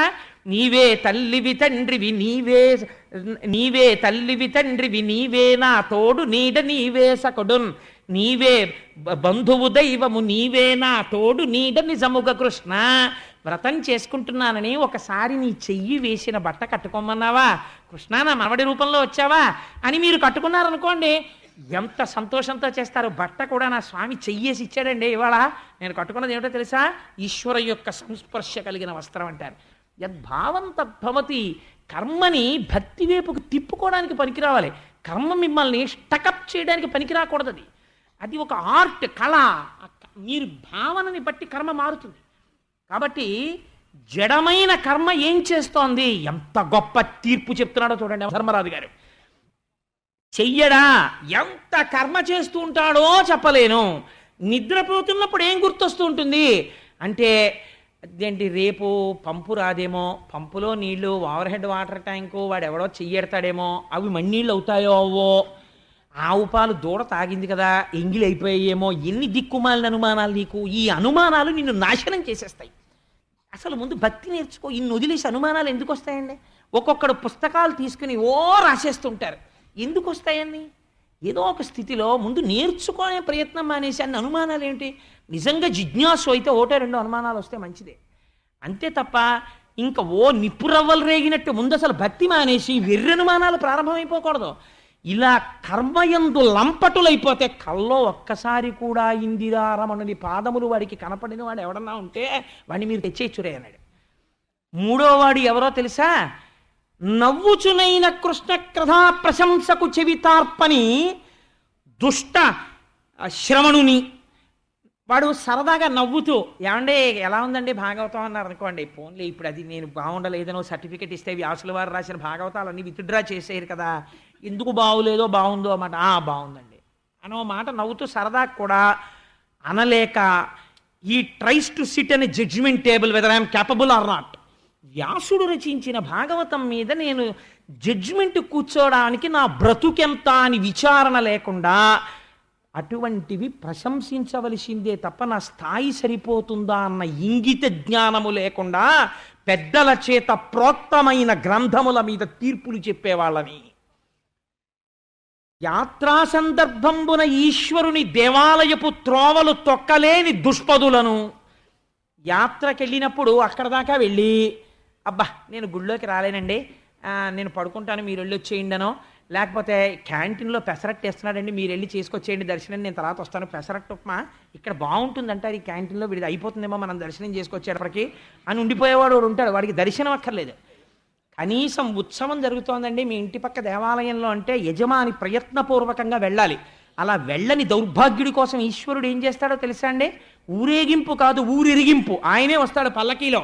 వీడెప్పుడు రాడండి గుడికి, వీడి కోటేశ్వరరావు అంటారు అని ఇంటి ముందు ఆపుతారు పల్లకి, వీడు రాడు బయటికి, ఎందుకంటే టీవీ ఓటు ఉంటుంది వీడికి, అందుకని ఆ టీవీ చూస్తుంటాడు. అప్పుడు పాపం వాళ్ళ ఆవిడికి సంస్కారం ఉంటుంది, ఆవిడ బెల్లం ముక్క ఇన్ని బియ్యం పట్టుకుని వస్తుంది, ఇస్తే ఈ బెల్లం ముక్క బియ్యం పుచ్చుకుని ఆయన ఇలా తొంగి చూసి, ఓ టీవీ చూస్తున్నావా ఆయుష్మాన్ భవ, ఒరే ఇంకో ఫ్లోర్ వేసుకోరా నేను మళ్ళీ వచ్చేటప్పటికి వచ్చే ఏడాది మీ ఆవిడ బెల్లం ముక్క బియ్యం తెచ్చింది అంటాడు. అంతటి సులభుడు ఆయన, ఊరిరిగింపు ఆయనే వచ్చి పరిచయం చేసుకుంటాడు అందరినీ, ఒరే బాగున్నాడు వీడు ఎన్ని మేళ్ళ కట్టాడు రా అంటుంటాడు తప్ప వీడు వెళ్ళాడు గుళ్ళోకి.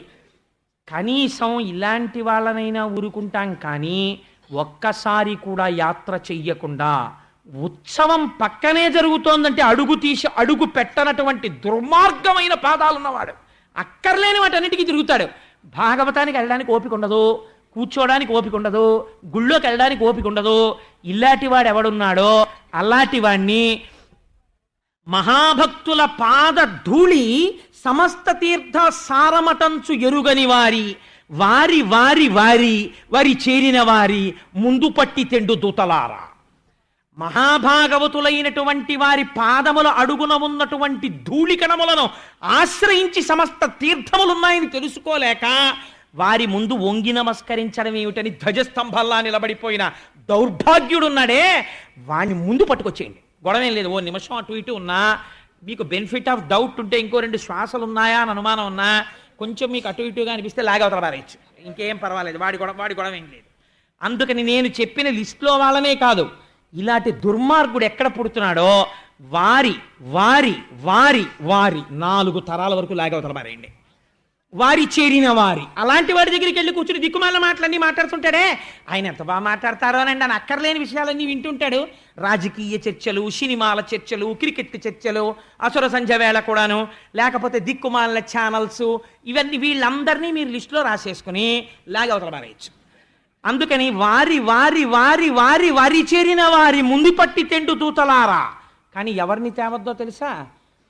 భక్తి యోగంబే ముక్తి మార్గమటంచు. ఎంత గొప్ప మాటో చూడండి.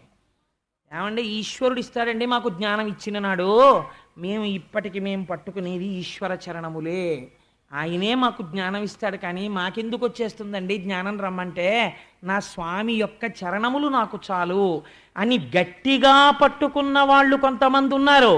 వాళ్ళు భక్తి యోగంబే ముక్తి మార్గమటంచు మొదలు తెలిసినట్టి భక్తవరుల వారి వారి వారి వారి వారి చేరిన వారి త్రోవపోవలదు దూతలారా. ఎవరు భక్తితో ఈశ్వరుడి పాదాలు పట్టుకుంటున్నారో, కష్టంలో సుఖంలో కూడా ఆయన పేరు చెప్తుంటారో, వాడు మనందరికన్నా గొప్పవాడు. రే మన నియమించిన వాడైనా, ఆయన దర్శనం మాకే దొరకదు, ఆయన గురించి ఎవరికీ తెలియదు. ఎవరో ఉన్నారు మహానుభావులు, ఒక పరమశివుడు, ఒక కుమారస్వామి, ఒక ప్రహ్లాదుడు, ఒక అంబరీషుడు, ఒక భీష్ముడు, ఒక శుకుడు, ఇలాంటి వాళ్ళు. వాళ్ళకి కొంత తెలుసురే, అంతా తెలియదు. ఇంక నీకు నాకు ఏం తెలుస్తుంది? అందుకని వాడు ఆ నామం చెప్పగలిగాడంటే ఎంత గొప్పవాడో. అలాంటి వాడిని, ఆ నామం చెప్పిన వాడిని, వాడికి సంబంధించిన 4 తరాల వాళ్ళని, వాడితో కలిసి ఉండే వాళ్ళని తొందరపడి తేకండి. బాగా చూడండి, చూసి సాధ్యమైనంత తేలికగా విడిపించండి. ఈలోగా గబుక్కుని మొన్న కనపడ్డట్టు పట్టు పీతాంబరాల వాళ్ళు ఎవరైనా వస్తే మీరు వచ్చేయండి, గొడవేం లేదు. ఎందుకంటే వాళ్ళు మీకన్నా సుపీరియర్స్, వాళ్ళదే అధికారం, అసలు వాళ్ళు చెప్తే మనం చెయ్యాలి. తెలిసిందా నాన్న, వాళ్ళ జోలికి వెళ్ళకండి, పోవలదు దూతలారా అని తీర్పు చెప్పాడు. ఇప్పుడు దీంట్లో ఏం తెలుస్తోంది మీకు? దేనికన్నా గొప్పదేది? ఈశ్వరనామమే. ఆ నామము చెప్పుకోవడం తరింప చేసేస్తుంది మనిషిని. ముందు పట్టుకోవలసింది నామాన్ని పట్టుకో, అది నిన్ను ఎటు తీసుకెళ్లాలో అటు తీసుకెడుతుంది. నువ్వు తిరుమల వెళ్ళాలనుకోండి, వెంకటాచలం వెళ్ళాలి, నువ్వు రిజర్వేషన్ చేంజ్ చేసుకున్నావు శేషాద్రి ఎక్స్ప్రెస్కి, కాకినాడ టౌన్ స్టేషన్కి వెళ్ళిన తర్వాత శేషాద్రి ఎక్స్ప్రెస్ ఏనా అండి ఇది అని అడిగావు, శేషాద్రి ఏనండి అన్నారు. S4 కోచి చూసుకున్నావు, నీ పేరు చూసుకున్నావు లిస్టులో, CH కోటేశ్వరరావు, మిడిల్ బెర్త్ ఏదో 32, 9, 16 నెంబర్ చూసుకున్నావు, వెళ్ళి బెర్త్ ఎక్కి హాయిగా పడుకోవడమే, తెచ్చుకున్న పూరీలు తినేసి. అంతేకాని గడికోసారి కిటికీలోంచి చీకట్లో టార్చ్ లైట్ వేసి, ఏమంటే ఇది తిరుపతి వైపే పెడుతోందా, డ్రైవర్ గారు పొరపాటున హైదరాబాద్ వైపు వెళ్ళిపోతున్నాడా అని కిందకి దిగిపోయి అస్తస్తమానం ప్లాట్ఫామ్ ఇది ఇదే ఊరండి, ఇది తిరుపతి వెళ్ళే రోడ్డేనా అండి, ఇది తిరుపతి వెళ్ళిపోతుందా అండి, పర్వాలేదా అండి అని నువ్వెందుకు అస్తమానం? నీ డ్యూటీ ఏమిటంటే, when once the ticket is reserved, get in to the compartment, occupy the berth and happily sleep down. There are guard and driver to take care of you. ముందు డ్రైవర్ ఉన్నాడు, వెనక గార్డు ఉన్నాడు. Guard దీపం చూపిస్తాడు, driver తోలుతాడు. నువ్వు హాయిగా నిద్రపోయి తెల్లవారు లేచేటప్పటికి వెంకటాచలంలో ఉన్నావు. నువ్వు హాయిగా నామం అనేటటువంటి ట్రైన్ ఎక్కి బెర్త్ ఎక్కి పడుకో, అది పట్టుకుని నిన్ను తీసుకెళ్లి వెంకటాచలంలో దింపడానికి ముందు ఆ నామమును చెప్పినటువంటి గురువు ఉన్నాడు, వెనకాల నిన్ను సేఫ్గా దింపడానికి దీపం పట్టుకుని భగవంతుడు ఉన్నాడు. ఇద్దరూ కలిసి నిన్ను జ్ఞానంలోకి దింపేస్తారు, దింపేసి మోక్షం ఇస్తారు. అందుకని నువ్వు ఆ నామమును పట్టుకోవడం ముందు నేర్చుకో అని అంత సర్వోత్కృష్టమైనటువంటి ఆఖ్యానము. అందుకే రామదాసు గారు ఇంకొకటి అడగలేదండి. హరునకు విభీషణునకు అద్రిజకున్ తిరుమంత్రరాజమై కరికి నహల్యకున్ ద్రుపద కన్యకు నార్తి హరించు చుట్టమై బరగిన ఎట్టి నీ పతిత పావన నామము నాదు జిహ్మపై నిరంతరము నటింపచేయుమిక దశరథీ కరుణాపయోనిధి. నాకు నిరంతరము నా నాలుక మీద ఈశ్వరనామము నర్తన చేయగలిగినటువంటి అదృష్టమును ఈశ్వర నిర్హేతుకముగా కటాక్షించు.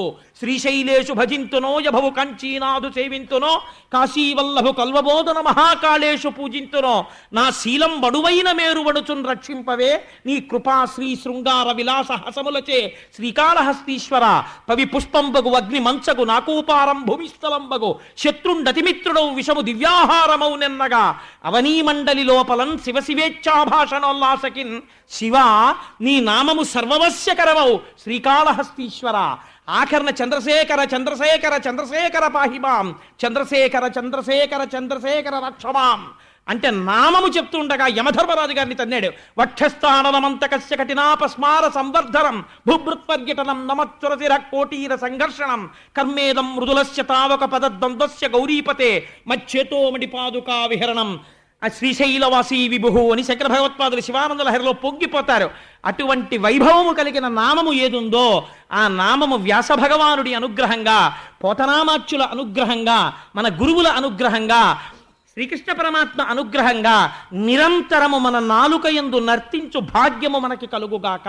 ఈశ్వరుడు మనని కటాక్షించుగాక. అమ్మా, ఇవాళ మీరందరూ అంటారు గోవింద హరి గోవింద గోకుల నందన గోవింద అని అంటే నామం వచ్చింది కదా, అది సంతోషం. అందుకని ఎందుకులా రోజుకోసారి మార్చేస్తుంటాం అలాగా అనుకోకండి. గోవింద హరి గోవింద గోకుల నందన గోవింద అది మీది. మకుటం నేను చెప్పాక అందరు కానమ్మా మీ ఆర్తి నాకు అర్థమైపోయింది. నవనీత చోర గోవింద గోవింద హరి గోవింద గోకుల నందన గోవింద. ఇది విన్నాక కూడా పూనికతో సంతోషంగా నామం చెప్పకపోతే వాడిని ఈశ్వరుడైనా రక్షించగలరండి. గోకుల నందన గోవింద గోవింద హరి గోవింద గోకుల నందన గోవింద. లక్ష్మీ వల్లభ గోవింద గోవింద హరి గోవింద గోకుల నందన గోవింద. ప్రసన్నమూర్తి గోవింద గోవింద హరి గోవింద గోకుల నందన గోవింద. ప్రత్యక్ష దేవ గోవింద గోవింద హరి గోవింద గోకుల నందన గోవింద. శివకేశవమూర్తి గోవింద గోవింద హరి గోవింద గోకుల నందన గోవింద. వారధి బంధన గోవింద గోవింద హరి గోవింద గోకుల నందన గోవింద గరుడ వాహన గోవింద గోవింద హరి గోవింద గోకుల నందన గోవింద గజరాజ రక్షక గోవింద గోవింద హరి గోవింద గోకుల నందన గోవింద అనాథ రక్షక గోవింద గోవింద హరి గోవింద గోకుల నందన గోవింద ఆపద్బాంధవ గోవింద గోవింద హరి గోవింద గోకుల నందన గోవింద శరణాగత వత్సల గోవింద గోవింద హరి గోవింద గోకుల నందన గోవింద. రేపటి రోజున పరమోత్కృష్టమైనటువంటి ఆఖ్యానములను కొన్నింటిని, భరతోపాఖ్యానము, వృషభోపాఖ్యానము, ఏవి వింటే కృష్ణ పరమాత్మ యొక్క పాదముల యందు భక్తి నిలబడుతుందని, ఈ అజామిడోపాఖ్యానం ఎవరు విన్నారో వారు విశ్వాసముతో నామము చెప్పి ఈశ్వరుడికి నమస్కరిస్తే వాళ్ళకి ఈ జన్మలో యమదూతలతో సంవాదము లేదు అని వ్యాసుడు అభయం ఇచ్చాడు. అది దాని ఫలస్థుతి. సరే, అందుచేత రేపటి రోజున అంత పరమోత్కృష్టమైన ఘట్టములను వివరణ చేస్తాను. సర్వం శ్రీ ఉమామహేశ్వర పరబ్రహ్మార్పణమస్తు.